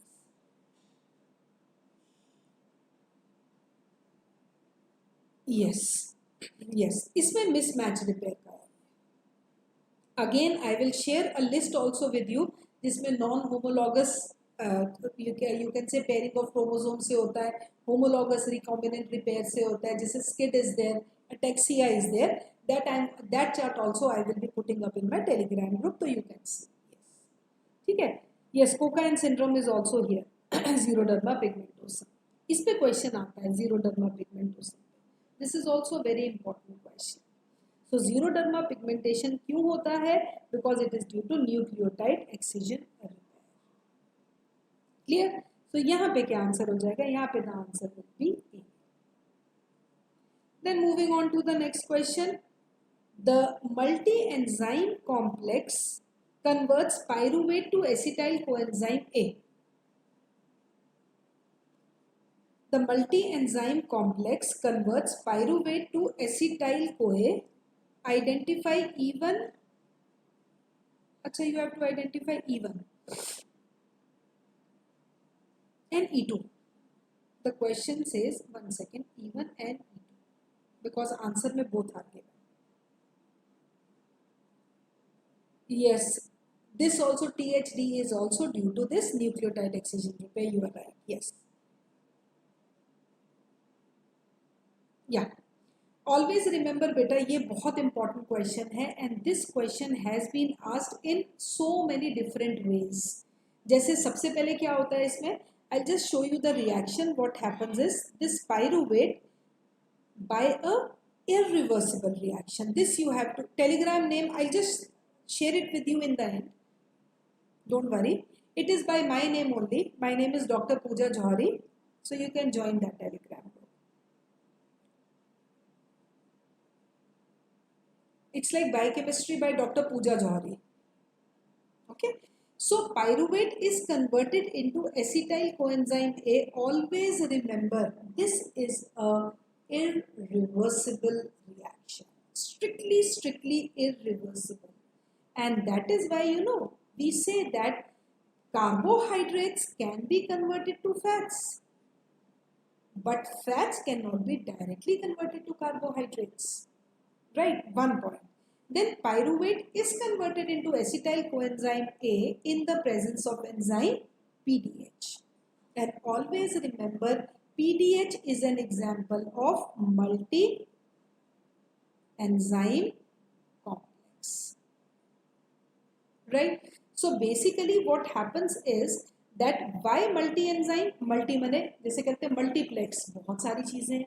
It cannot work alone. So what it requires? It requires B1, B2, B3, B5 and lipoic acid. So it requires 5 coenzymes and 3 enzymes. So first E1 is always like we call it PDH. Okay.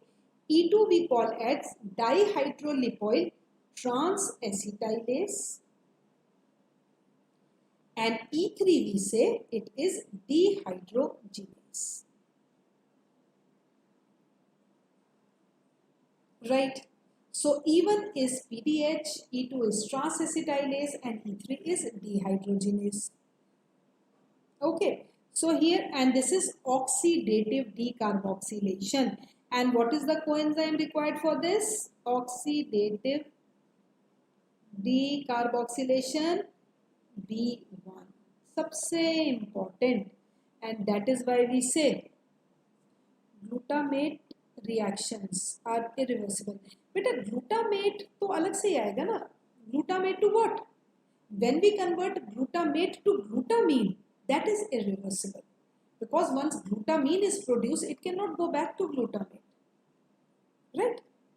So here we can say TPP or B1 is there. और वैसे भी glycerol and propionate can go undergo gluconeogenesis. Yes. So अब यहाँ पे क्या है कि if I say, this is also very important. So देखो ये जो pyruvate है ना, this pyruvate by a reversible reaction is forming lactate, right? Yes, by a irreversible reaction it is forming acetyl coenzyme A.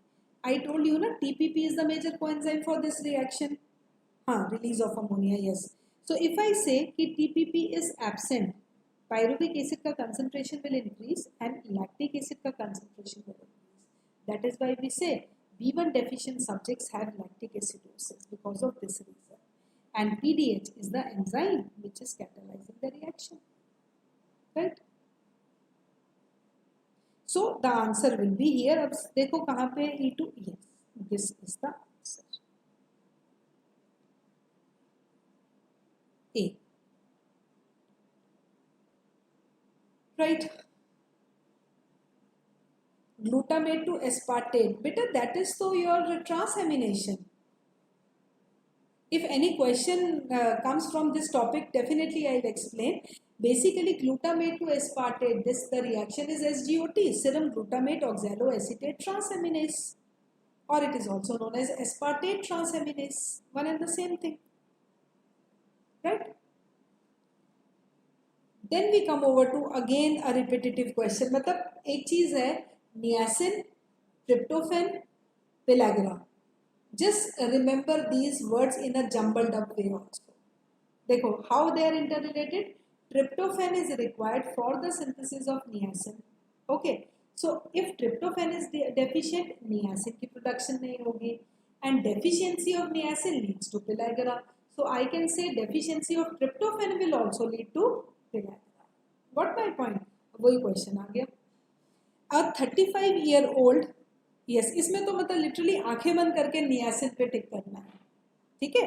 So a 35-year-old farmer on a मेज diet. अब question दिमाग में सबके ये आएगा इसका मेज, what maize has to do with tryptophan, क्योंकि ma'am has never mentioned about maize. Did I mention about maize? No. Now I'll answer it. Diarrhea, dementia, dermatitis, 3Ds. Okay. अब 3Ds, अब ये जो मेज है ना, मक्की we call it, this maize has a protein zein. Zein is the protein present in maize and the zein lacks tryptophan. अब जो लोग जिनकी staple diet ही maize है, okay, staple diet means all the time they are eating that makki. So what will happen? They will be deficient of this tryptophan. Again, tryptophan deficiency, no niacin production.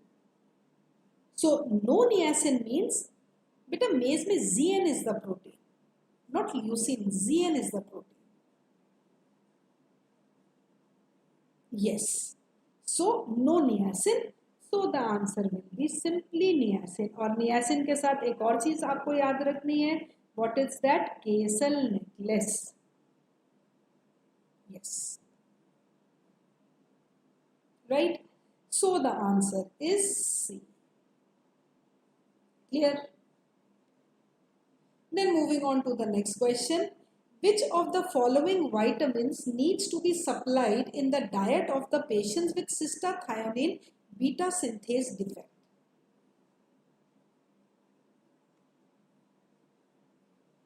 Cystathionine beta synthase defect. अब बेटा देखो इसमें ना थोड़ा सा you just go through this question. एक तो इस क्वेश्चन में vitamins are not mentioned. These are the amino acids, isn't it? So I'll just correct this question. हाँ चलो, बेसिकली ना होता क्या है, what happens is, अच्छा ए हो जाएगा, कैसे ए हो जाएगा, ठीक है चलो, vitamins नहीं होना चाहिए यहाँ तो, which of the following amino acids होना चाहिए, because you know what happens is, I'll just show you one important thing. Okay, देखो ये जो होमोसिस्टीन होता है ना, ठीक है ना, homocysteine is converted into methionine. We all know that methionine is a methyl donor. So methionine donates this methyl group, homocysteine, S-adenosyl homocysteine, like this. But this homocysteine, no, in the presence of B6, okay, B6 and enzyme is cystathionine beta synthase. Okay, ये क्या बनाता है, ये combine करता है यहाँ पे serine के साथ. Yes, I am coming to that. It forms this cystathionine और ये cystathionine split कर जाता है. It splits up into cysteine and homoserine. So basically, if the question is like this, कि which of the following vitamins? So vitamin is B6. But if it is amino acid, it has to be cysteine, because what happens is अगर ये absent है, that means cysteine will not be synthesized, so we have to give the supplementation of cysteine. Got my point? हाँ, ये PDF मैं अपने Telegram group में ही share कर दूँगी, so you will have an access to everything. Got my point बेटा? So इस question में मतलब ठीक है, your answer is correct, but you have to see that if cysteine, if the question says which of the following vitamins, so it should mention B6, B9, B whatever is there. और यहाँ पे ना when homocysteine is converted to methionine, B9 and B12, two coenzymes are required. And you know, this is the only reaction in our body where B9 and B12 are combined and they are required for the conversion of homocysteine to methionine. Right? So the answer will be cysteine here. Got my point? That is why it will be A. But यहाँ पे I just correct it, amino acids. Clear? Then moving on to question number this. A patient has multiple tendon xanthomas. Okay, tendon xanthomas. Xanthomas characteristic feature of hyperlipoproteinemias. अब अगर हम उसका serum cholesterol level देखें, it is 398 milligram per DL. LDL कितना है? 220 milligram per DL पर found to be raised. Okay बेटा, Schilling's test is for B12 and FIGLU's test is for B9. Right? Now statins were given to this patient. What is the diagnosis? Exactly. We all know that statins are competitive inhibitors. This is such a simple question और इसको कैसे twist करके दिया है? Statins are competitive inhibitors of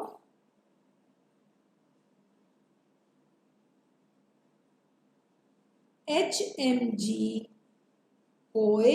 reductase. And what is this HMG-CoA reductase? It is the rate limiting enzyme of cholesterol biosynthesis. Isn't it? That means करता क्या है ये? Simply HMG-CoA को ये convert करता है into mevalonate. That's it. Right? So it is a inhibitor. Clear? So the answer will be familiar hypercholesterolemia. Clear?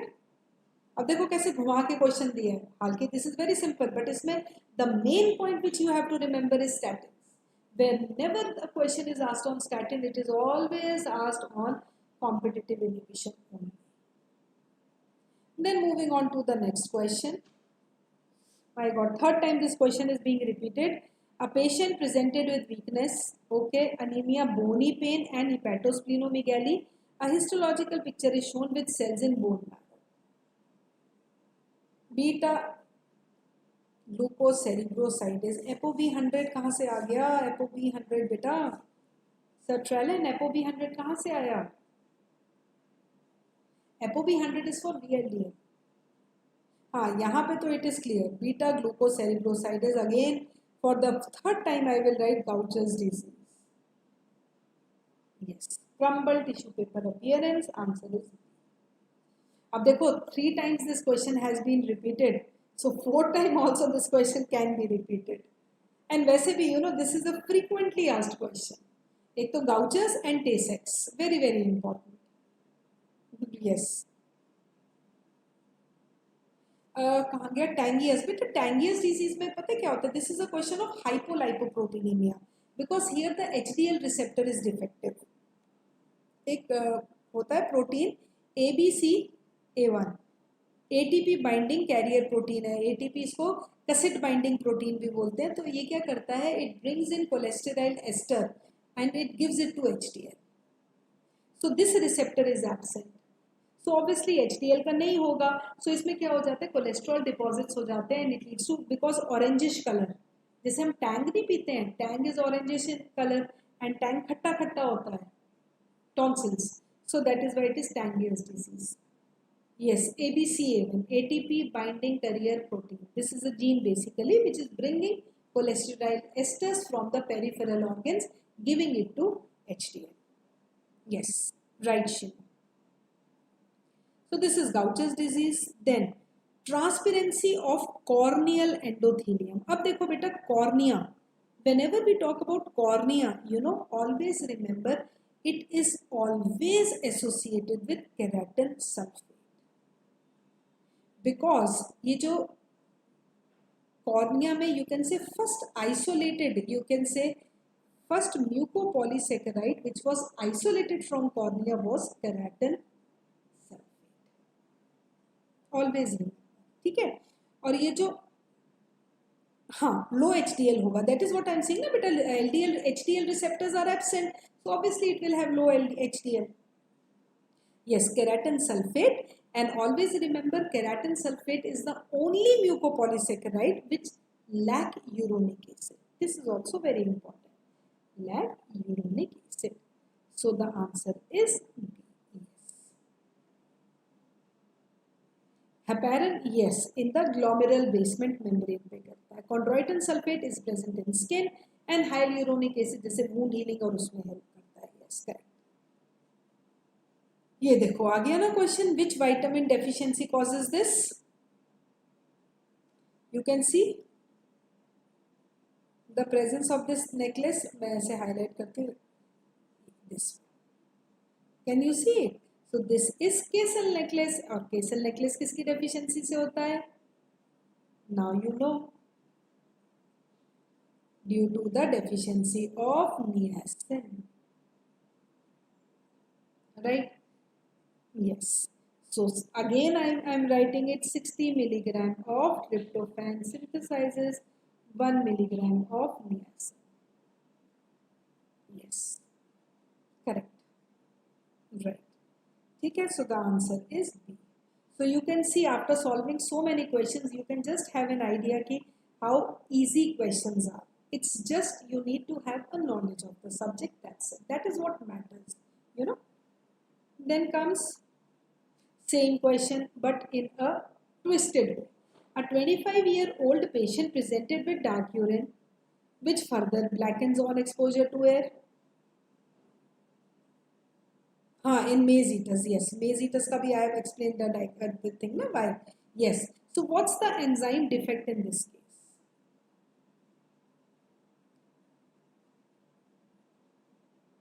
Leucine and lysine. Beta, ये सारे ना limiting amino acids हैं. Because lysine and leucine are absent in certain cereals, basically. Okay, Pratyusha? हाँ, अब देखो इसमें yes you are right, but if you see here, yes, it is a case of alkaptonuria. So here I'll just correct this option. It should be homogentisate oxidase. Yes. So the answer will be this. ये तो है ये, by default it will be this. So the answer is C. So इसमें तो this question does not need any explanation. It's not maple syrup बेटा. It's not maple syrup. Maple syrup में समारत पता क्या होता है? Saccharate, basically saccharate. It is always mentioned in maple syrup. The urine gives the smell of burnt sugar. There is a difference between burnt sugar and this. In MSUD, urine gives the smell of burnt sugar. Got my point? But here, the case is different. Here, it is blackening on exposure to air. Yes, ochronosis is there. Because what happens is this homogentisate gets converted into L-captone, quinonoacetate type of substances are there. That is decarboxylase or dehydrogenase defect. Yes. Okay. Acha. Then next question. PKU में mousy odor is there, which is basically mousy odor is due to the formation of phenyl acetate. Yes. You are right, Shimu. Branch chain amino acid MSUD. Correct. Now, in an isolated mitochondria, in a medium containing, my pleasure, no problem. Beta, in maple syrup urine disease, the main test is DNPH, dinitrophenylhydrazine test. Ferric chloride हम ज़्यादातर phenyl ketonuria में करते हैं. Okay. So, in an isolated mitochondria, in a medium containing succinate, fumarate, ADP and PI, ATP were produced. Okay. Later, a compound was added and oxidative phosphorylation was decreased. Yes. Just now I told you, oligomycin will be the answer. Why? Because oligomycin is an inhibitor of ATP synthase. Inhibitor of ATP synthase or synthetase. Right?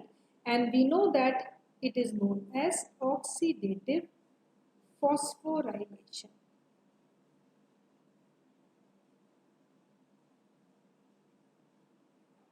Yes, so the answer will be A. This is an uncoupler, this is an inhibitor, this is also an inhibitor. Right? They are all inhibitors of ETC. They are inhibitors of ETC and this is an uncoupler. Yes. Correct. Malonate. Yes, I have already given the list, Pratyusha. Malonate is an inhibitor of complex 2. Yes, correct.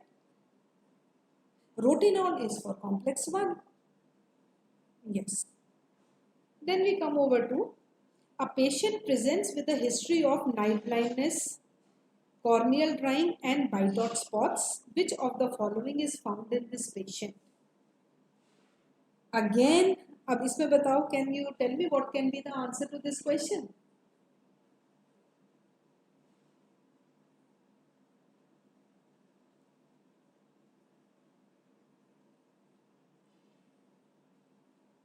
Beta 2,4-dinitrophenol is a synthetic uncoupler and thermogenin is a CCC is also a synthetic uncoupler. Thermogenin, free fatty acids are physiological uncouplers. हाँ, this is Phyrnoderma, correct? Phyrnoderma जिसको हम क्या बोलते हैं? We also call it as a toad skin. Yeah, it is due to vitamin A deficiency and this is clearly a case of deficiency of vitamin A. Correct. Yes, toad skin. Correct. Right. So the answer will be C here. Then moving on to the next question. A 4-year-old boy presented with developmental delay. Yes, vitamin A, because vitamin A and essential fatty acids both give this Phyrnoderma. Correct. Very good, Pratyusha. Yes. Yes. Now a 4-year-old boy presented with developmental delay, recurrent chest infections and worsening bony pain. His serum PTH was normal. Calcium was also normal, but phosphate was low. So there is no response to vitamin D. अब देखो, whenever this type of question is asked, कोई response नहीं है vitamin D का, calcium भी normal है and PTH is also normal. अब we know PTH का function क्या होता है? If you remember, PTH always accelerates 1-alpha hydroxylase in kidneys, so it increases calcium absorption, isn't it? Yes, I am coming to that. वो चीज़ यहाँ पे नहीं है. Calcium is एकदम normal, but phosphate is low. So it is a clear case of X-linked hypophosphatemic rickets. Because yes, PTH is normal, correct. So the answer will be B. Right? Yes. This is again a straightforward question.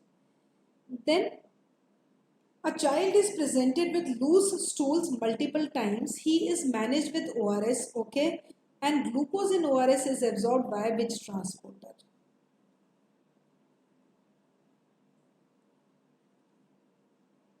हाँ, decrease calcium, decrease phosphate. Yes, in rickets. Yeah. अब इसका बताओ क्या होगा? I'll explain, beta. पहले just tell me the answer to this, then I will explain the other options.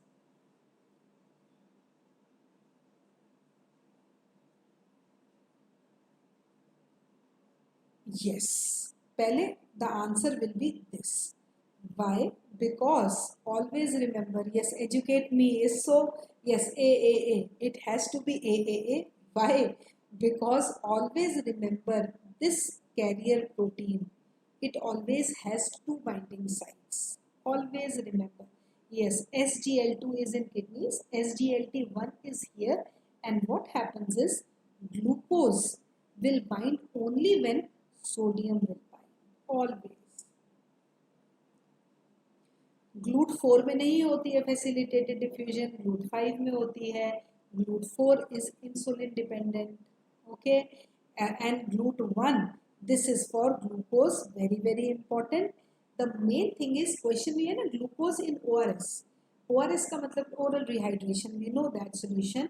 In this we provide glucose and salt. Why? Because glucose is required for the transport of sodium. अगर sodium नहीं है तो glucose bind नहीं करेगा. And once sodium and glucose binds, then this carrier protein twists, leaving glucose outside, and the sodium is moved with the help of sodium potassium ATPase. Very important. And if you talk about the receptors, or you can say, I'll see if there are any questions, then I'll tell you about the other glucose receptors also, the transporters. Here it will be this only. So glucose in ORS is absorbed by this, right? So the answer will be A. So in ORS we always give glucose and sodium by sodium glucose transporter. S stands for sodium. That's it. Okay. So I'll just give you the list of the transporters. See beta, GLUT1 is for RBCs. Okay. GLUT2 is for beta cells of pancreas. Then GLUT3 is for neurons. GLUT4 is insulin dependent. Always remember. And you know, if it is dependent on insulin, iske liye mnemonic is HAS. HAS, HAS. So H stands for heart muscle. A stands for adipose tissue.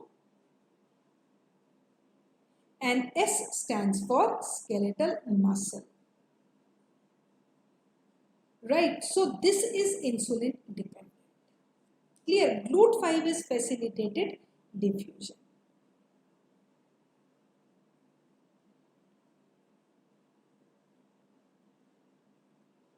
Right, so these are the glucose transporters. So I think, yeah, no, one more is there. Okay, so now we come over to 2020 previous year questions. यहाँ तक it's clear to all of you? Yes, very good. You are right, Pratyusha.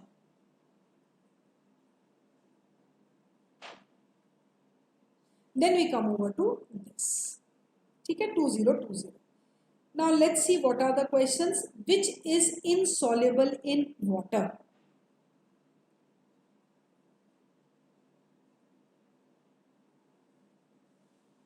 Which is insoluble in water? Lignin, inulins, amylose or chitin?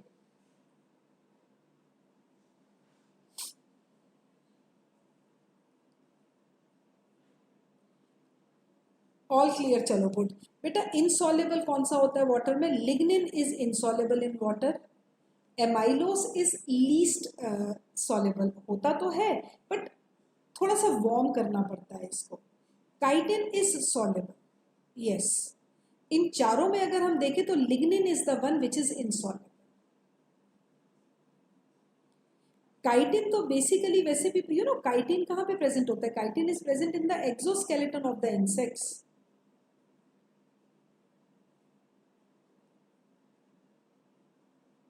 Of the insects. Yes, arthropods and all. So chitin is also slightly soluble. तो अगर हम solubility का देखें तो I should say अच्छा हाँ amylose भी होता है overall 4 में. Gum is also an insoluble fiber. Yes. हाँ lignin, inulin, cellulose, hemicellulose, these are all dietary fibers. But overall, I think chitin will be the answer because अगर हम solubility criteria ले तो chitin is in the exoskeleton. No, so chitin will be the answer, not this. Yes. Even though lignin is also insoluble, but here they are talking about insoluble in water. Then chitin, amylose, and lignin. Yes. So answer will be D here. Right. Then nitric oxide is synthesized from. Now this is a very important question. Nitric oxide is synthesized from, always remember beta ye yaad rakhna, arginine is converted into citrulline. Okay, so the name of the enzyme here is nitric oxide synthase complex. This is a complex basically. Nitric oxide synthase complex. Yes, I'm coming to that. So nitric oxide is produced as as a byproduct. This is a byproduct which is a very important vasodilator. Yes, so you can say that arginine.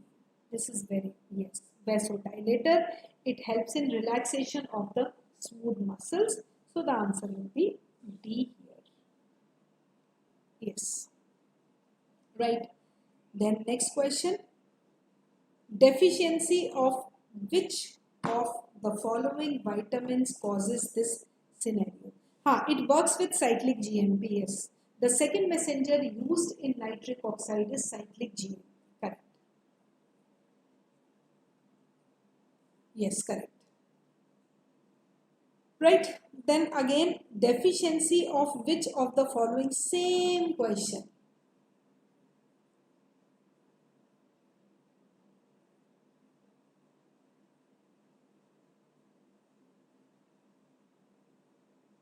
Yes, in hypertension also very good, because it's a vasodilator basically, you know. So it will help in relaxation of smooth muscles. Correct. करेगा कैसे? It will work with cyclic GMP. That's it. यहाँ पे तो फिर से आंखें बंद करके just see the image and write the answer. It is niacin deficiency. Yes. And again I will write C. C for Cason necklace. C for niacin deficiency. Then, oh my God, same question. Urine turns black on standing in case of. Cason necklace. Urine turns black. Homogentisate oxidase deficiency L-captonuria.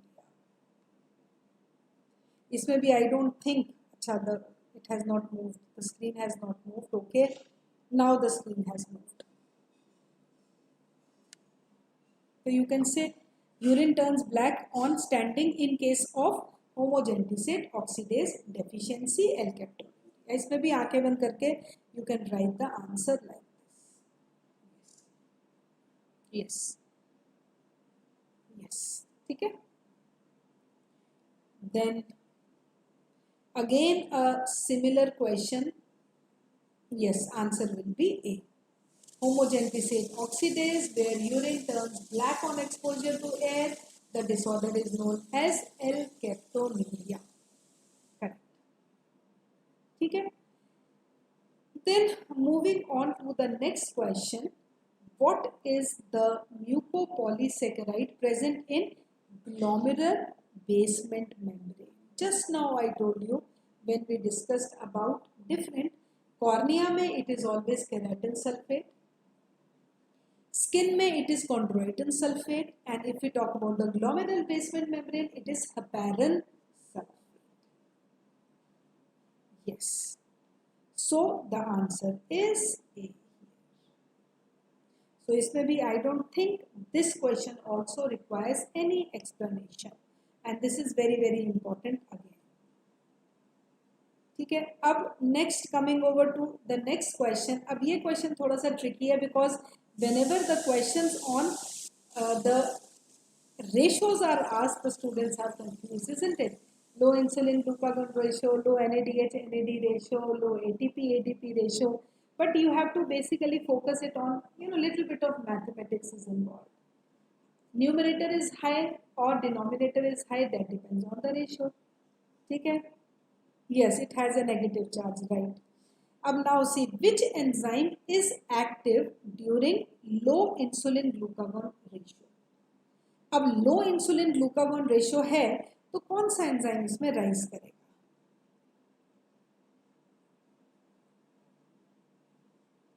This is a very vague question, I should say, isn't it? Answer तो चलो इसमें C हो जाएगा, but it's a very vague question. Why? Because देखो, ideally hexokinase, glucose 6 phosphatase and phosphofructokinase, इनकी regulation is little bit different. No, hexokinase तो नहीं होगा बेटा. देखो इसका मतलब पता है क्या है? हाँ, ग्लूकोनियोजेनेसिस. देखो लो इंसुलिन का मतलब क्या हुआ? Insulin over glucagon. यस, ठीक है ना. That means high glucagon is there. अब just remember glucagon accelerates which processes? तो glucagon accelerates gluconeogenesis only as per this question if we see. ठीक है. अब इसमें कंफ्यूजन किस में हो सकता है? कंफ्यूजन कैन बी, अब ग्लूकोनियोजेनेसिस का there is only one enzyme which is glucose 6 phosphatase, isn't it? So the answer will be this,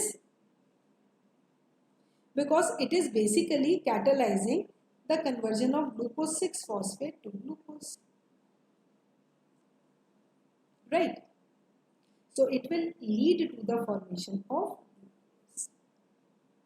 और if we talk about glucokinase, glucokinase act तब करता है when the concentration of glucose is more.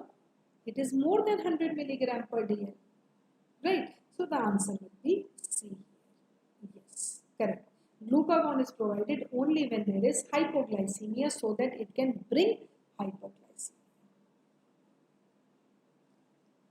Then next question, this question one student asked me day before yesterday also. Next question is, let the screen move, then we will discuss.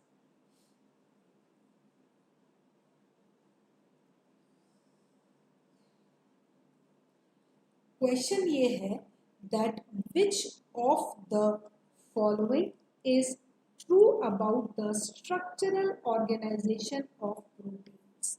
Now we all know that there are 4 levels of structure: primary, secondary,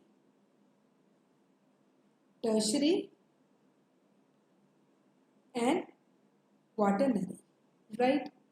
Okay, so always remember beta, primary बताता है linear sequence of amino acids, ठीक है.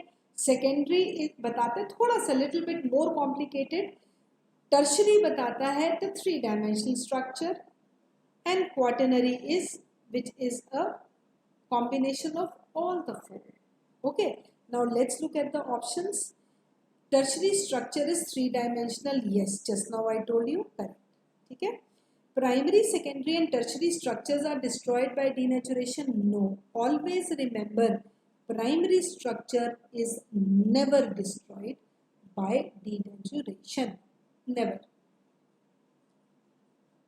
by denaturation. Secondary can be destroyed, tertiary can be destroyed. Then secondary structure is stabilized by disulfide bonds. No, secondary structure is, disulfide bond is there but it is not stabilizing secondary structure as such, क्योंकि इसके पास disulfide bond के साथ साथ it has hydrogen bonds also. Then secondary and tertiary structures depend upon amino acid sequence. No, only primary structure depends. That is what linear sequence. So here the answer is A. And you know which bonds make tertiary more stable? Hydrophobic bonds. Scared of water, तो ये क्या करेंगे? अपने आप को अंदर penetrate कर लेंगे, so बाहर से the active site will be exposed and the enzyme can act pretty well. ठीक है. Then next question,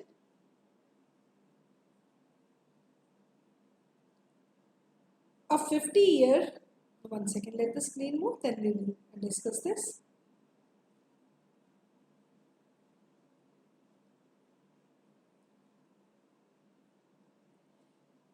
A 50-year-old man with paresthesia, okay, HP 6.8, peripheral sprayer macrocytes and neutrophils with hypersegmented nuclei and atrophic gastritis.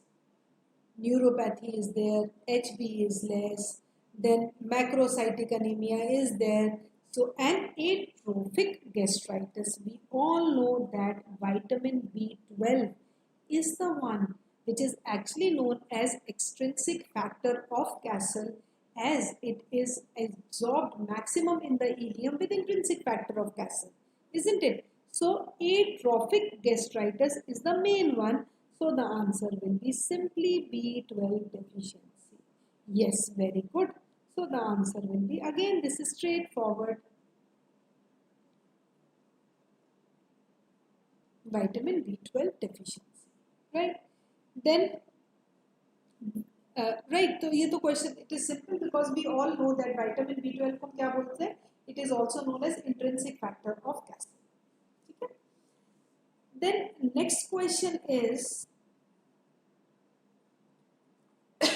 which of the following, this is also a very simple question, which of the following binds to tyrosine kinase receptors? Again, very simple question, insulin. Yes, but this is again a straightforward question.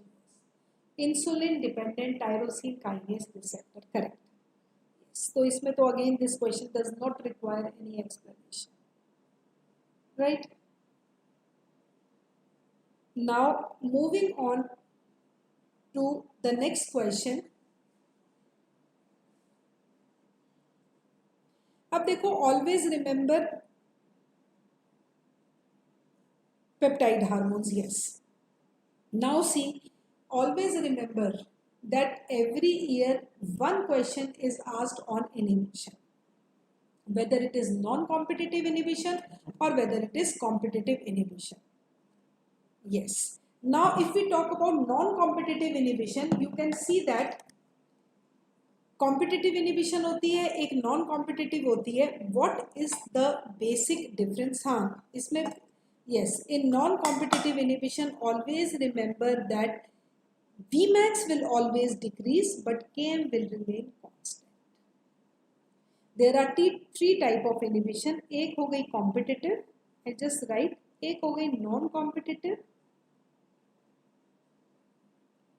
competitive, और एक हो गई uncompetitive. Right. So if we talk about, yes, if we talk about Km, in competitive it increases, in non-competitive it is same, and in uncompetitive it decreases. And if we talk about Vmax, Vmax in competitive inhibition, yes, it will be same.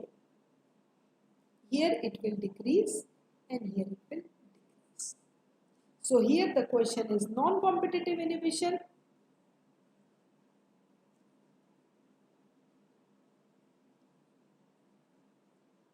That's what I have written. Uncompetitive always decreases. What is wrong in this, hustlers?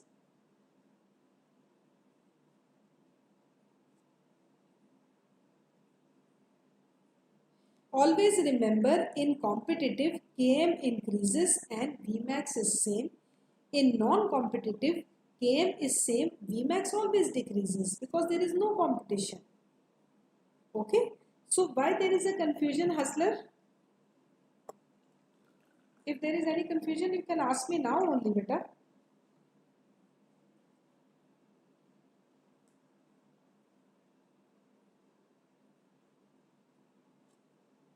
Diagram, beta, diagram you can make. Just suppose, if I talk about C, सबसे पहले ना, to solve it ना, you have to write. जैसे if I talk about competitive inhibition, we know that Km will increase, okay, and Vmax will be same. So if we talk about Vmax will be same here. So if we talk about this non-competitive inhibition, you can say that Vmax is same, right? But there is a change in this. So it will be like this. So this will be a change in Km, right? You can see Km will increase. This is Michaelis-Menten, and if we talk about this Line-Weaver-Burkes plot, Line-Weaver-Burkes plot में it is like this. हम लोग कहते हैं X shape. तो competitive inhibition में it is X shape because this is the intercept, so this is Vmax. Right. Then if we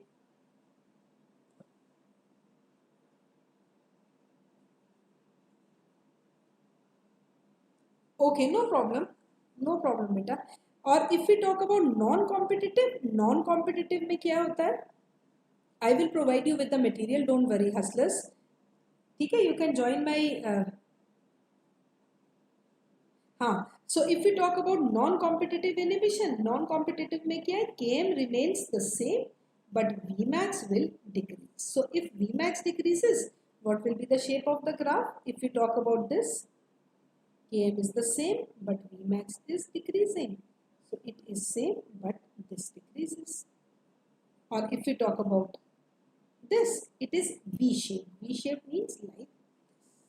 So Km same है but Vmax decrease. What my point? Or if we talk about uncompetitive, uncompetitive का तो वैसे it is very vague because both are lowered. So Michaelis-Menten में this is like this and this is like this. It's a very different type of graph and here it is like this. Right? So these are the three type of graphs. Yes. The one I have made on the right hand side, na, beta, these are line Weaver-Burkes plot because it is straight line, no? Yes, it is parallel, yeah. So you can just, learn it like this, X shaped in competitive, V shaped in non-competitive and parallel in uncompetitive, right? So this is what is non-competitive inhibition. Clear? Then moving on to the next question.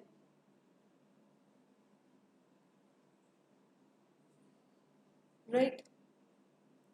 Graphs beta are very important, so just try to remember these graphs, and yes, PDF I will be sharing, don't worry about that, so that you will have notes also. Okay? Then next question is the amino acids which absorb UV light at 280 nanometers.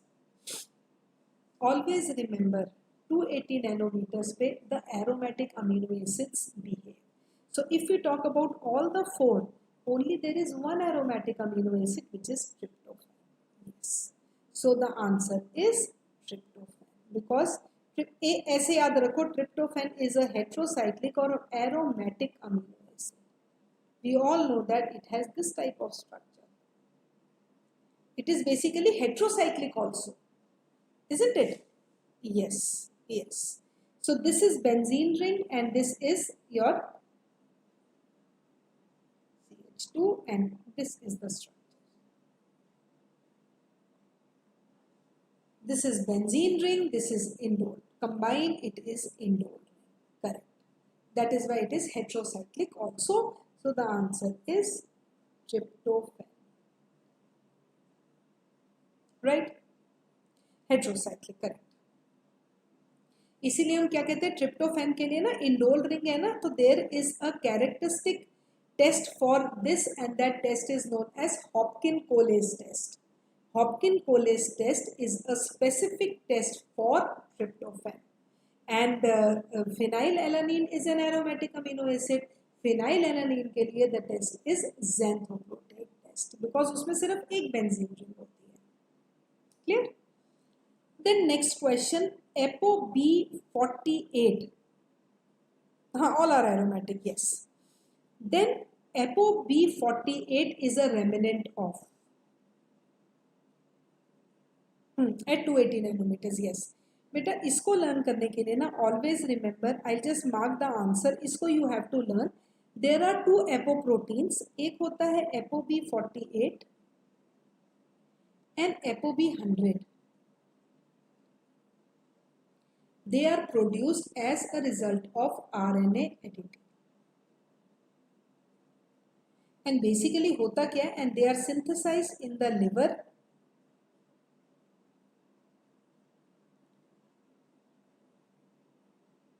Yes, the liver and the intestines. So what is happening is कि intestine में ना there is mRNA जहाँ पे CCA आ रहा है, this C is replaced by U. तो UCA आ जाता है, सॉरी CAA आता है, इसमें CAA आता है ना, तो ये UAA हो जाता है. तो this is a nonsense codon and ApoB48 is released like this. Okay, but liver में क्या हो रहा है, लिवर में CAA is moving and ApoB 100 is produced. So what is happening is, yes, we are editing RNA. That is why it is RNA editing. Clear?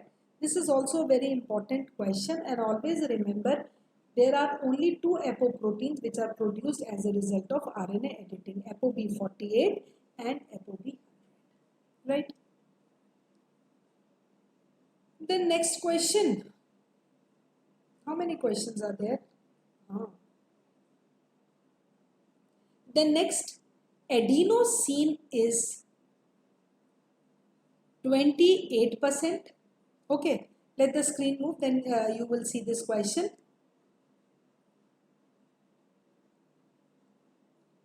Adenosine is 28%. What is the percentage of cytosine? Ab now see, this is basically Chargaff rules. I have to calculate. Acha Pratyusha, you have calculated. Chargaff's rule means amount of adenine is equal to amount of thymine. Amount of guanine is equal to amount of cytosine. So if, yes, so how you have to calculate? 28 plus 28, it will come out to be 56. Yes. So 100 minus 56 kitna aega? 6, 4, 10, 5, 4, 9, 10, 44 divided by 2, 22. Yes.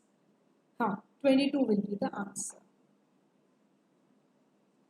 So the answer will be A. Yeah, Chargaff's rules. Irwin Chargaff was the one who gave the concept. Amount of purines is equal to amount of pyrimidines, amount of adenine is equal to thymine, guanine is equal to cytosine.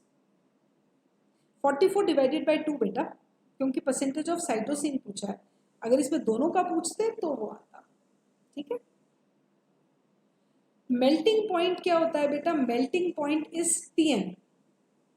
Tm is the melting point temperature of DNA when half of the DNA strand is denatured. Yes. Yes, okay. Then we come over to 2019. Somebody was asking now how many years question papers. We started with 23. 23, 22, 20 to 19 पे we have reached. Okay. अब यहाँ पे देखते हैं इसमें क्या है. Okay, let's see the questions. Infant, it should be an infant, presents with hypotonia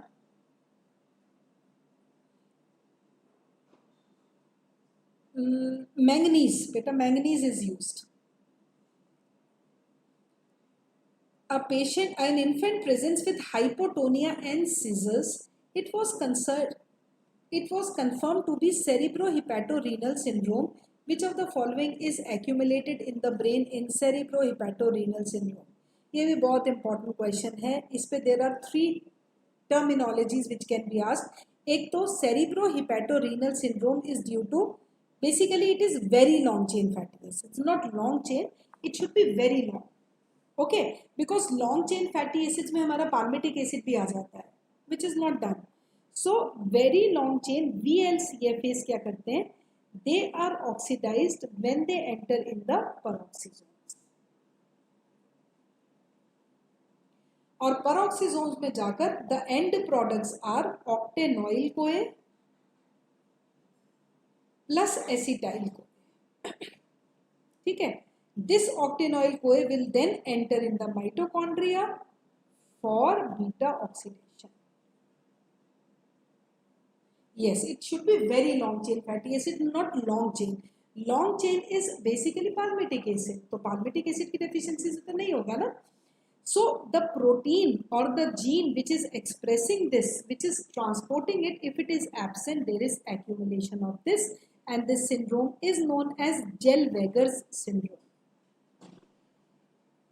And the other name of Zellweger syndrome is cerebrohepatorenal syndrome. और इसमें basically clinical features क्या होते हैं? Answer will be B, but you have to correct it. It should be very long chain fatty acids. और इसमें होता क्या है? The infant who is suffering from Zellweger syndrome, he will have Mongolian faces. जैसे eyes में जो है एपिकैंथल folds आ जाएंगे, प्रोमिनेंट फोरहेड हो जाएगा, जस्ट लाइक मतलब to some extent Down syndrome also, right? But it is due to very long chain fatty acids, or the other name of this is peroxisomal biogenesis disorder also, right? This is again very important. Yes. Then next question is, beta refsums is due to alpha phytate oxidase and it is due to alpha oxidation. Yes, correct. Now, ammonia causes depletion of which of the following in TCA? Very simple, very important, alpha ketoglutarate. Why? Because if we talk about any transamination reaction, this is, suppose if I say alanine is converted into pyruvate, this is transamination, alpha ketoglutarate and glutamate. Similarly, if we talk about aspartate, aspartate forms oxaloacetate, again alpha ketoglutarate and glutamate. So what happens is ammonia क्या करेगा, depletion of which of the following, ये alpha ketoglutarate को convert कर देगा. So alpha ketoglutarate will be converted into glutamate. That is why the answer will be right. Yes, TCA cycle takes place in the mitochondria and that too in the matrix of mitochondria. Very important. And alanine to pyruvate is SGPT and alanine to oxaloacetate is SGPT. Alanine transaminase, alanine एक होता है alanine transaminase और दूसरा क्या होता है alanine aspartate transaminase. Clear? Now, next question. Yes. Defect in Menkes disease. It's very simple. Defect is related to copper, obviously. The defective enzyme is lysyl oxidase. Yes. And basically what happens is the mutation is in the which gene? Yes, it is kinky hair syndrome also, correct? Kinky hair syndrome. फटाफट बताओ. Yes, ATP7A, very good. And बाकी जितने भी enzymes हैं, lysyl hydroxylase, prolyl hydroxylase, they are involved in collagen synthesis. Yes, तो इसमें तो answer is simply yes. ATP7A बेटा 7A. And 7B से Wilson's disease is there, जिसको हम बोलते हैं hepatolenticular degeneration also. Yes, correct. Yes, Pratyusha, you are right. Yes. Okay. Then next question. Next question is, prolyl hydroxylase scurvy is caused because the you can say vitamin C की synthesis. Vitamin C is required for the synthesis of collagen. So if vitamin C is deficient, collagen synthesis is defective, so scurvy will be caused, right? Then glutamine is increased in CSF, blood and urine in which defect? This is a question from urea cycle disorder. Let me see what have you written there. No, beta, this will be not OTC. No. This will be, first of all, let me just answer CPS1. Why? Because urea cycle, if you remember, होता क्या है? First step is bicarbonate ions combined with ammonium ions to form carbamoyl phosphate, isn't it? The enzyme is CPS1 and we all know that, yes, I am coming to that. AB, 1 second. It will be C option है ना? हाँ. Why C option? I'll tell you. 1 second. इसमें क्या है? Bicarbonate ions और ammonium ions form carbamoyl phosphate. This carbamoyl phosphate combines with ornithine to form citrulline. This citrulline, in the presence of aspartate, will form arginosuccinate. Right. This arginosuccinate will give fumarate, and we all know that fumarate is a link to TCA cycle, and arginosuccinate will form arginine, and this arginine will be converted into ornithine, giving out urea like this. ठीक है. अब if CPS1 is absent, automatically ammonia will increase. Ammonia has to increase. ठीक है. Then this glutamate will also increase. Clear? But if I talk about OTC, OTC में if this is deficient, what will increase? Carbamoyl phosphate will increase. Okay, and this carbamoyl phosphate will enter in the cytoplasm where it will lead to orotic acid also. Orotic acid will be there, UMP will be there, and so on. So getting my point, beta. So what happens here is, I just come to this. देखो, if you see the options, most of the students, urea cycle both, yes, you are right. Urea cycle takes place in cytoplasm and mitochondria. Urea cycle में the first and the second step take place in the mitochondria, and third, fourth and fifth take place in the cytoplasm. ठीक है. अब यहाँ पे question क्या है? Glutamine is increased in CSF, in blood and urine, in which defect? Why CPS1? Why not OTC? क्योंकि OTC में एक और चीज इंक्रीज होगी जिसको बोलेंगे ओरोटेट. ओके, एंड जरूरी नहीं है कि glutamine will increase. Glutamine might not increase. Getting my point? हाँ, CPS2. CPS1 is the rate limiting enzyme in urea cycle. CPS2 is a rate limiting enzyme in pyrimidine biosynthesis. So what will happen? It will be diverted to form pyrimidines. Clear? So here the answer has to be only C. Clear हुआ बेटा ये? क्योंकि उसमें क्या हो जाता है, उसमें कार्बामोइल फॉस्फेट का कंसंट्रेशन बढ़ जाता है, so it is diverted to form orotate also, and OTC is the most common urea cycle disorder and it is X-linked also. Yes, all transamination reactions are reversible. SGOT, SGPT, yes. Transamination is a reversible process. Right? Transamination is reversible.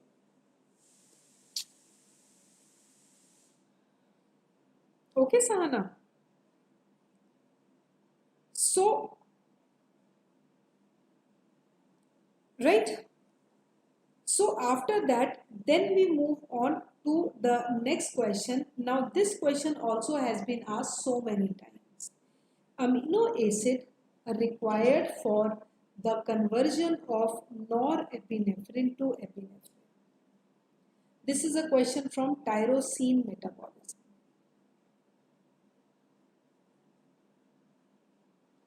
Always remember one thing, that ये जो norepinephrine है, if we put methyl group in this, if we put a methyl group, norepinephrine will be converted into epinephrine. और कभी भी हम बात करते हैं methyl group की, it comes from methionine. S-adenosyl methionine will be converted into S-adenosyl homocysteine. And the name of the enzyme here is phenyl ethanolamine methyl transferase.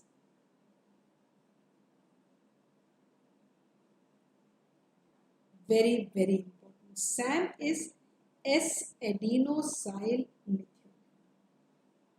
And this is S-adenosyl homocysteine.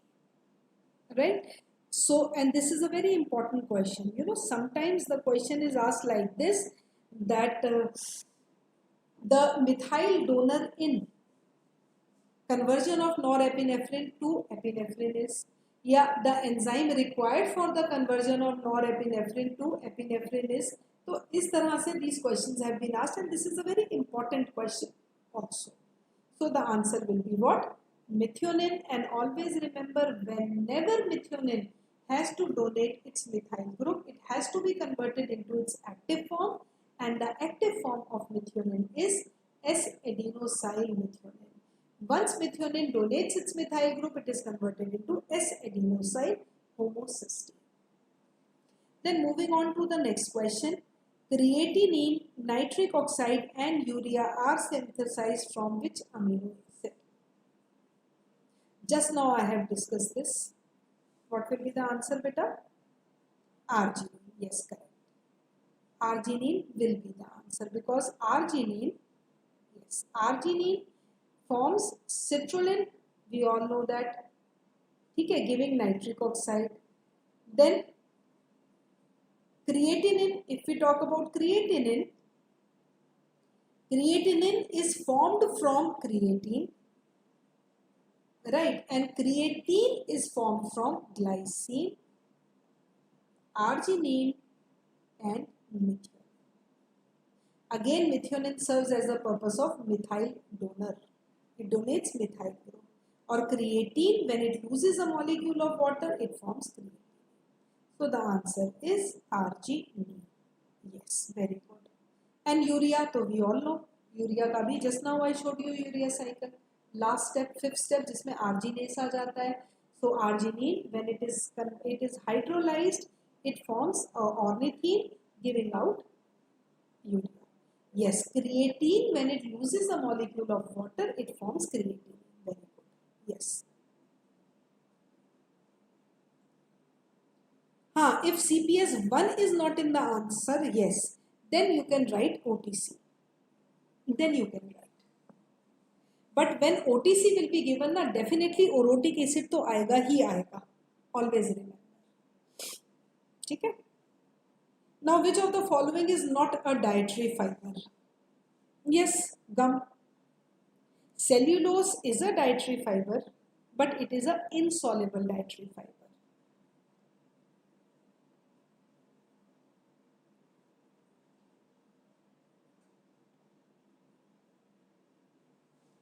Yes, not a dietary fiber, it is gum. Right? So the answer is simply D. Clear? Because sometimes we write about, dietary and indietary fibers, yes. Then the next question is, moving on to the next question, which of the following is not the source of, it has not moved, okay, we'll wait, yeah. Which of the following is not a source of cytosolic NADPH? Can you tell me the answer to this question?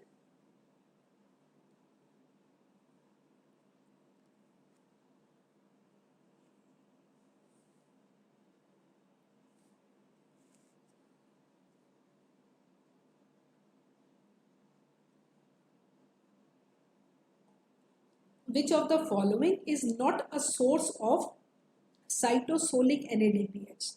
अब बेटा देखो, इसमें हम इसको NADPH भी लिख सकते हैं. We can write this question as NADH also. Okay.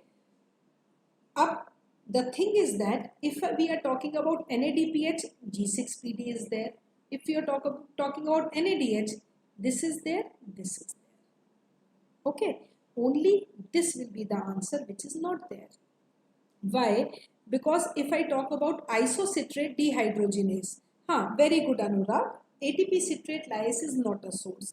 Isocitrate dehydrogenase वैसे clear है, dehydrogenase माने removal of hydrogen.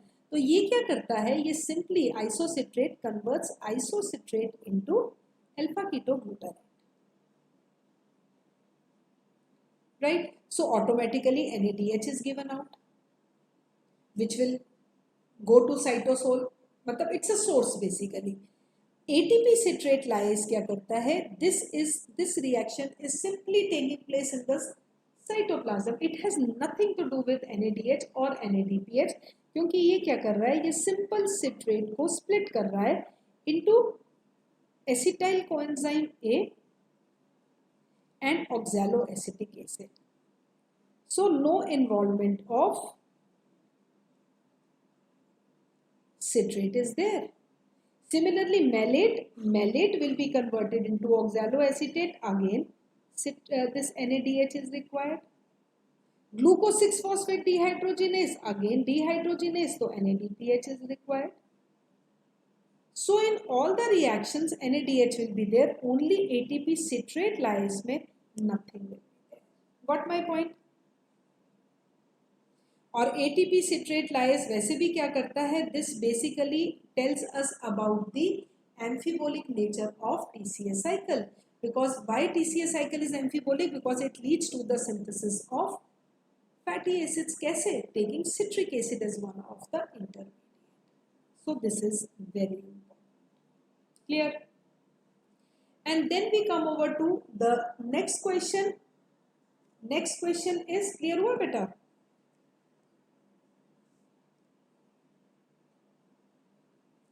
Now, which of the following is right? Okay.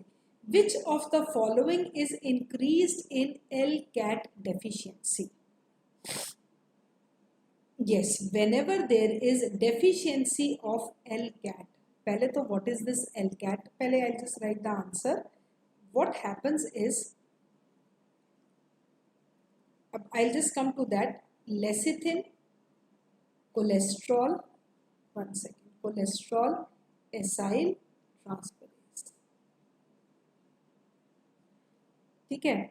अब इसमें देखो, इसमें दोनों ऑप्शंस हो सकती हैं. इसमें HDL भी हो सकता है आंसर, काइलोमाइक्रॉन्स भी हो सकते हैं.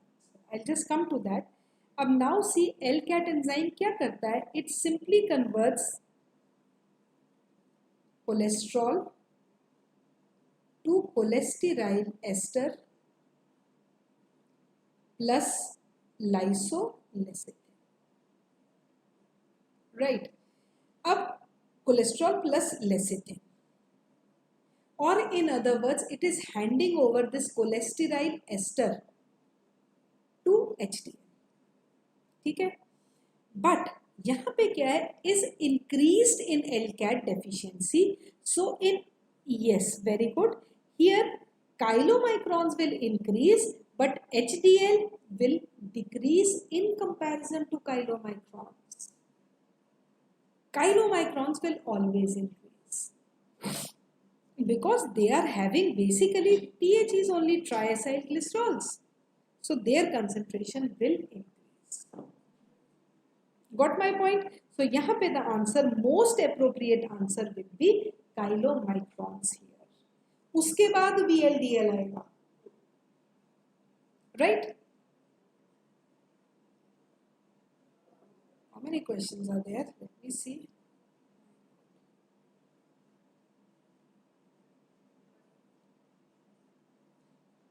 Yes. Then next question. Yes, correct. Then next question. One second, let the screen move.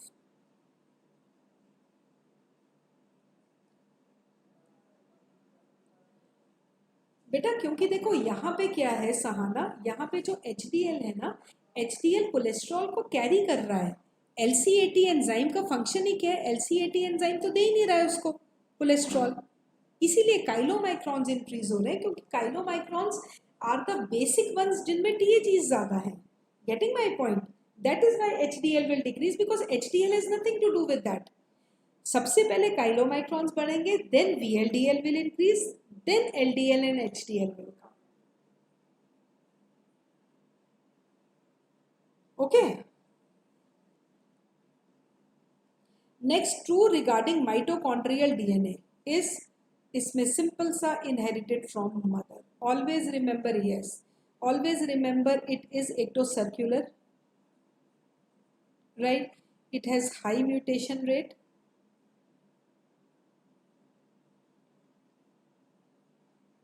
And not all are synthesized. Okay, not all are synthesized. Only some are synthesized. Rest are synthesized in the cytoplasm.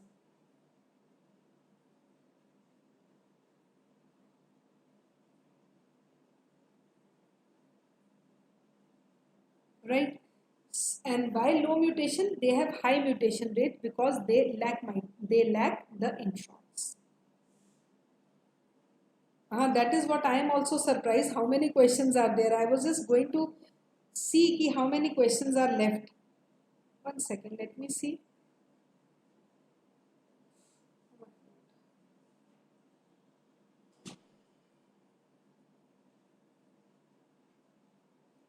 I think some 10-20 questions are still left. 10-20 questions are there. Chalo, let's see. Okay.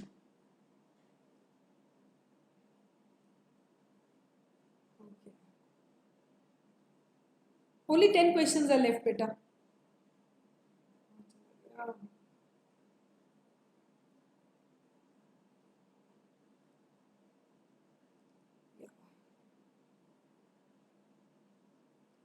Don't worry, only little.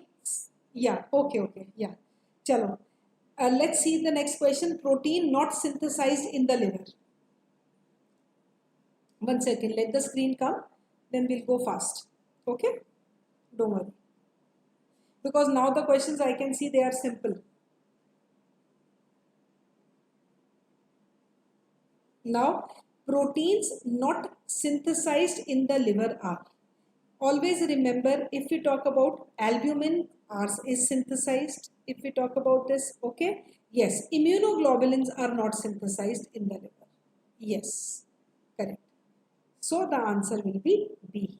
Yes. So it doesn't require any explanation. So then we'll move to the next question. Immunoglobulins are the ones which will not be synthesized inside the liver. Right? Then we move over to the next question, that vitamin A is stored in. This is also a very simple question and a very important question. Vitamin A is stored in. Can you see the question? Yeah. It is always stored in the ITO cells. This is also a very straightforward question. No, not Kupfer cells, beta. It is always stored in the ITO cells. Yes. This is also a very easy question, right? Yes, ITO cells. So this is a clear-cut question. And always remember, vitamin A plays a very important role. एक question इसमें hypervitaminosis पे भी आता है. In hypervitaminosis, the organelle which is defected are the lysosomes, right? Then in Wilson's disease, there is less urinary excretion of, yes, methyl histidine, because it is a marker amino acid for muscle breakdown. Yes, methyl histidine, correct. So ये भी clear cut question है. The answer will be simply methyl histidine. Yes, very good, Pratyusha. Right. Then again we move on to, now the questions are straightforward and very simple. Yes, it will be methyl histidine. Very good. Yes. Yes, very good. Zinc acetate reaction. Correct. Very good. Yes. Now, a 20-year-old alcoholic malnourished patient presented to the hospital with respiratory distress. His pulse was 112 per minute. Patient had edema, hypertension, systolic murmur along the left sternal edge, bilateral murmur along the left sternal, then were left in the lung diagnosis of high output cardiac failure. Which vitamin is there? Yes, vitamin B1 or thiamine. Such a long question, so you don't have to get hazeled up. Yes, it is again very, yes. Edema, wet very. So again, this is thiamine deficiency, right?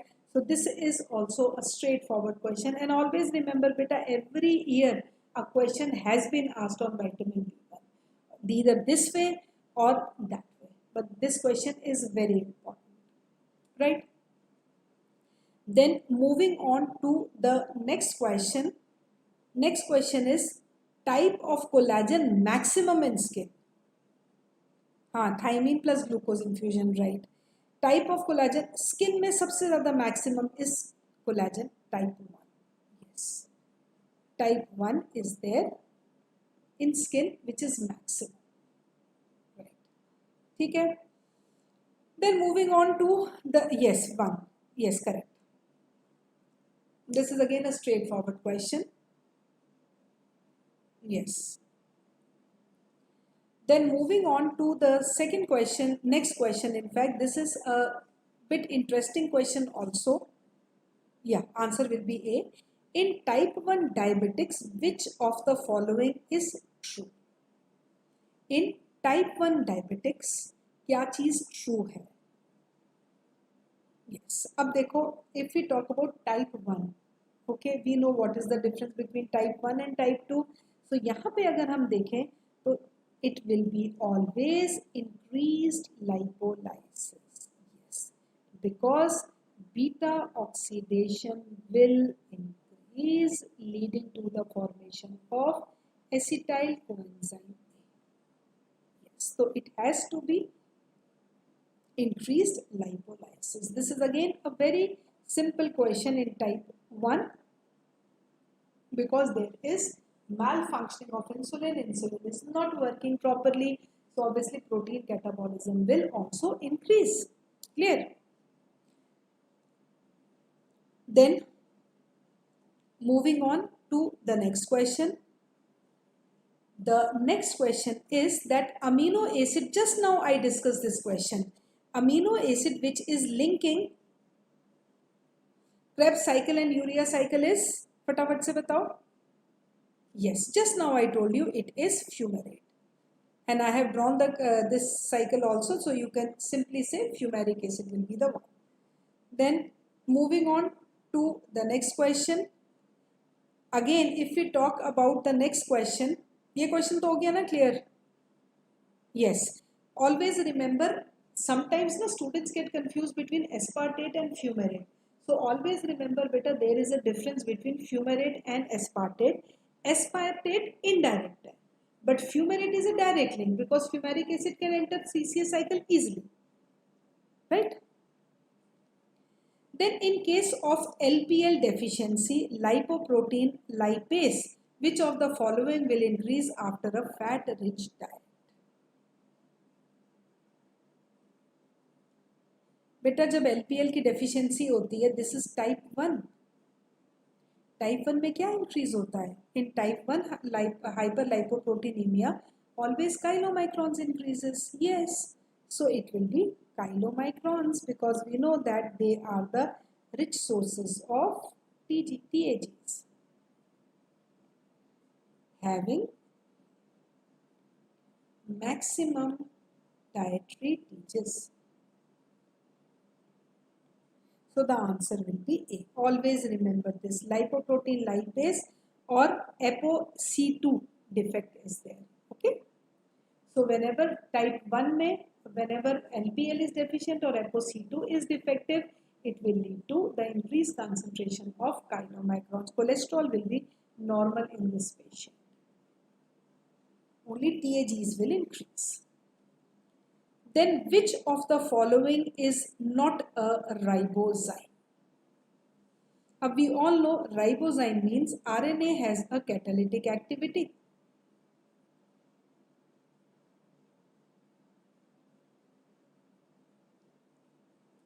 Isn't it? So इसमें अगर हम चारों का example देखें, so only transpeptidase is there. इसमें there is no catalytic activity. It is simply transfer of the peptide.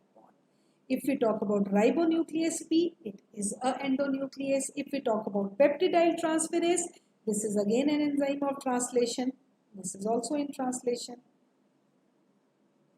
And poly A, again इसमें RNA is acting because polyadenylation is there. Poly attachment of group is there. Right? So the answer will be A here. And function के ribonuclease P is also a ribozyme, beta. Always remember, poly A isopolymerase, ये किसमें होता है? This is used in splicing. If you remember, splicing में होता है ना, poly G capping, poly A tailing, again RNA is used. So here only transpeptidase is there, which has nothing to do with ribozyme. Clear? Because ribozyme में only RNA will be functioning as the enzyme. So wherever RNA is functioning as the enzyme, it will be a ribozyme. Apart from this, nothing will behave as that. Right? Clear हो गया? Then next question is retinitis pigmentosa patients do not have. Now always remember that DHA, docosahexaenoic acid, is considered to be very, very important for the development of the brain as well as eye. Very important. ठीक है? Yes, docosa, it stands for docosahexaenoic acid.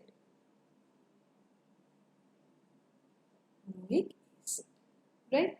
So the answer will be A here. And DHA, EPA, these are, always remember, this is omega protective, omega 3, and omega 3 is cardioprotective. We all know. This question also has been asked in the exam, that out of omega 3, omega 6, omega 9, which is cardioprotective. So always remember, omega 3 is considered to be cardioprotective.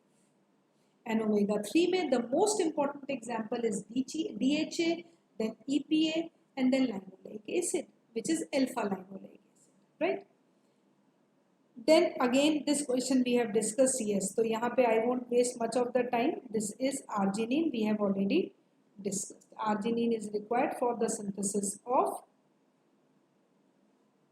nitric oxide, for the synthesis of creatine, yes.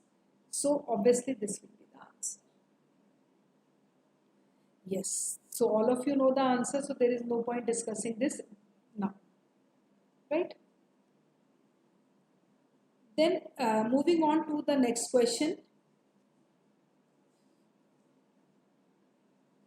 Type 1 hyperlipoproteinemia is characterized by. Next question is, type 1 hyperlipoproteinemia is characteristic. Yes, this also we have discussed. It is elevated chylomicrons. So the answer will be D. Yes, because there is either deficiency of lipoprotein lipase or there is deficiency of, yes, ApoC2. Clear? Then I think we move over to the last segment of NEET PG 2018.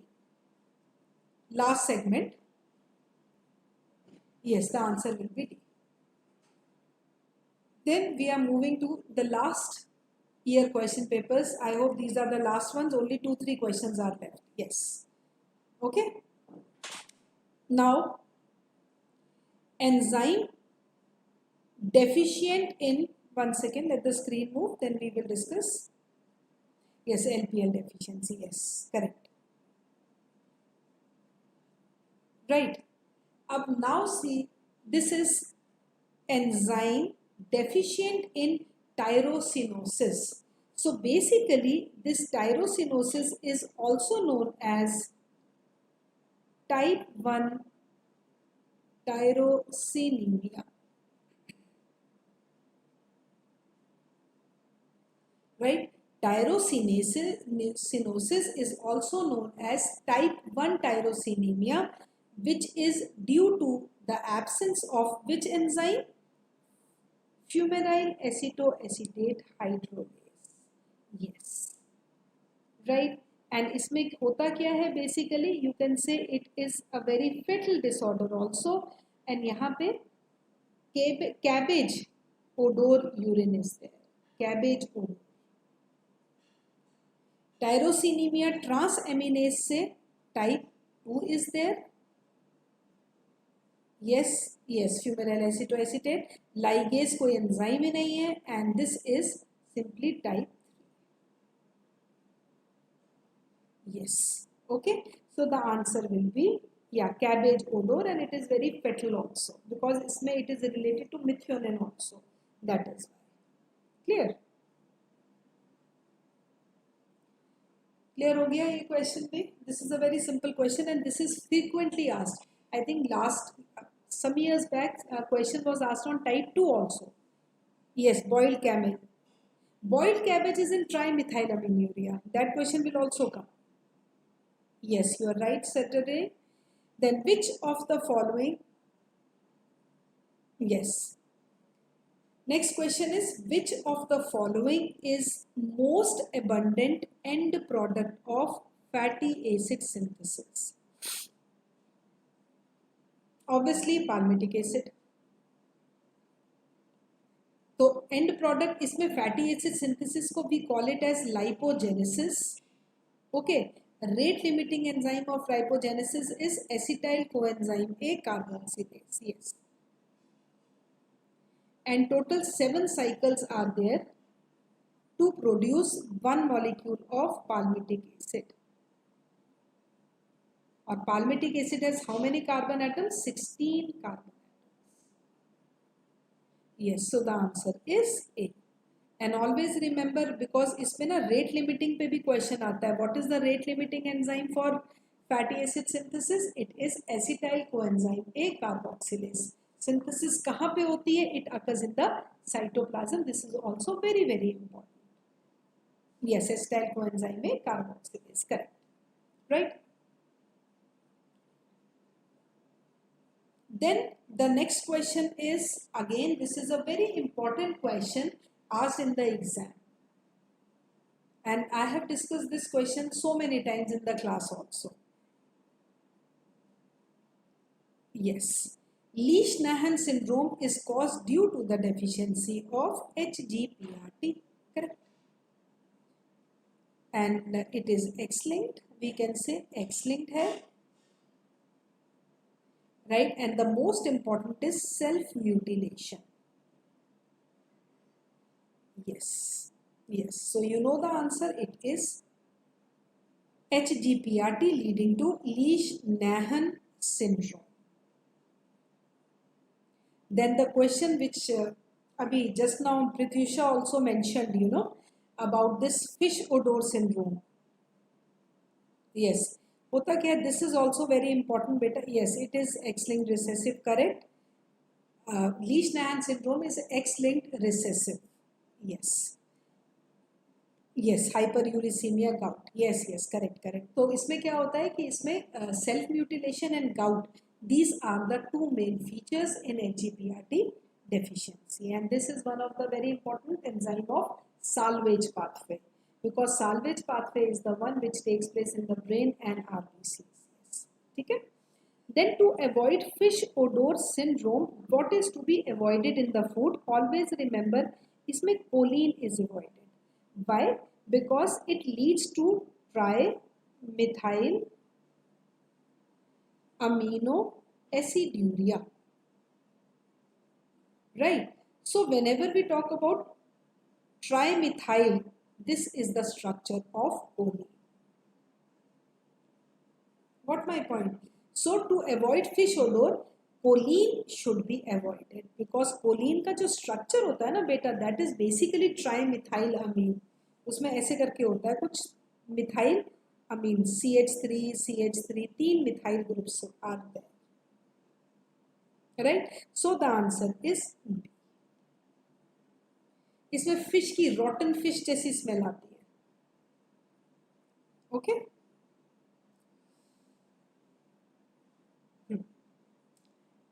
Then after this we move over to the next question.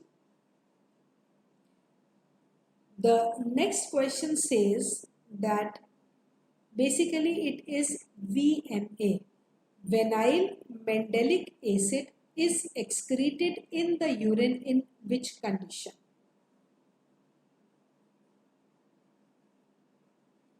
Yes, it is pheochromocytoma. Very good. Because basically what happens is there is, yes, cancer of the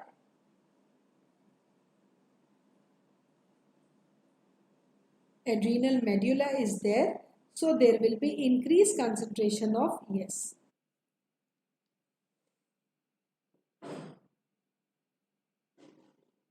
डुगू क्या light चली गई है?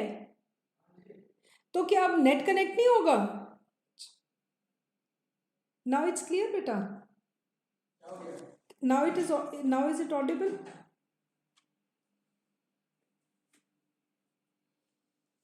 Right? Okay. So just 2-3 questions are left. We'll just finish them fast. So yes. So vinyl mandelic acid is excreted in the urine in which conditions? When there is cancer of adrenal. Yes. Pheochromocytoma, increase in epinephrine and norepinephrine. Right.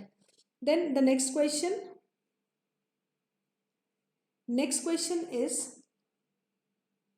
yeah, galactosemia is possible due to the deficiency of the enzymes except. What is this question? Okay, this is always remember beta, galactosemia is due to galactose 1-phosphate uridyl transferase. Okay, so the answer is A. I don't know what are these options. HGPRT, epimerase, galactokinase. No, it is GALT enzyme. Yes, correct. So this is a very simple question. Then I think this is the last question. Yes. Yes, oil drop cataract is a characteristic feature of galactosemia. Very good. Yes, breastfeeding contraindicated. Very good, Pratyusha. Then moving on to the last question. Fibrinopeptide A and fibrinopeptide B are acidic due to the presence of which of the amino acids in its structure? Clear? Whenever we talk about acidic amino acids, glutamate and aspartate. Yes, because glutamic acid and aspartic acid, they are the only acidic amino acids. Right? Yes. Correct.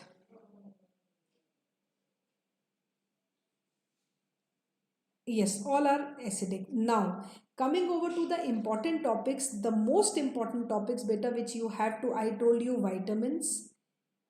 Okay, यहाँ पे I'll just write important topics which you have to remember. एक तो vitamins and their role as coenzymes. Right. Then you should know the inborn errors of metabolism.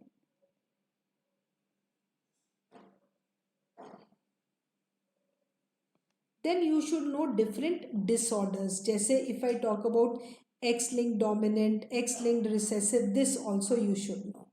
Okay.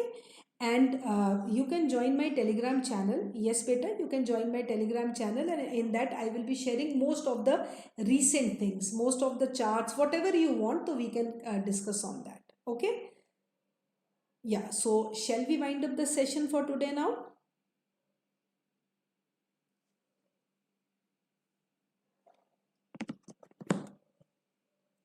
So shall we wind up? My Telegram group is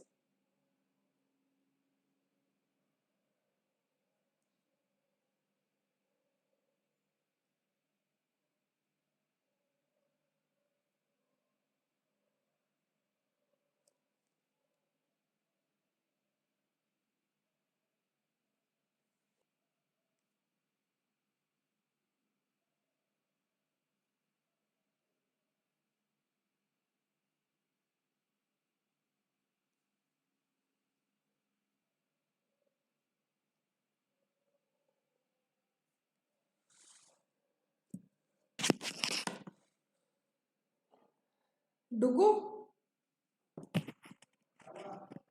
भाई I am sorry to से ना, यहाँ काम नहीं बनेगा मेरा तो।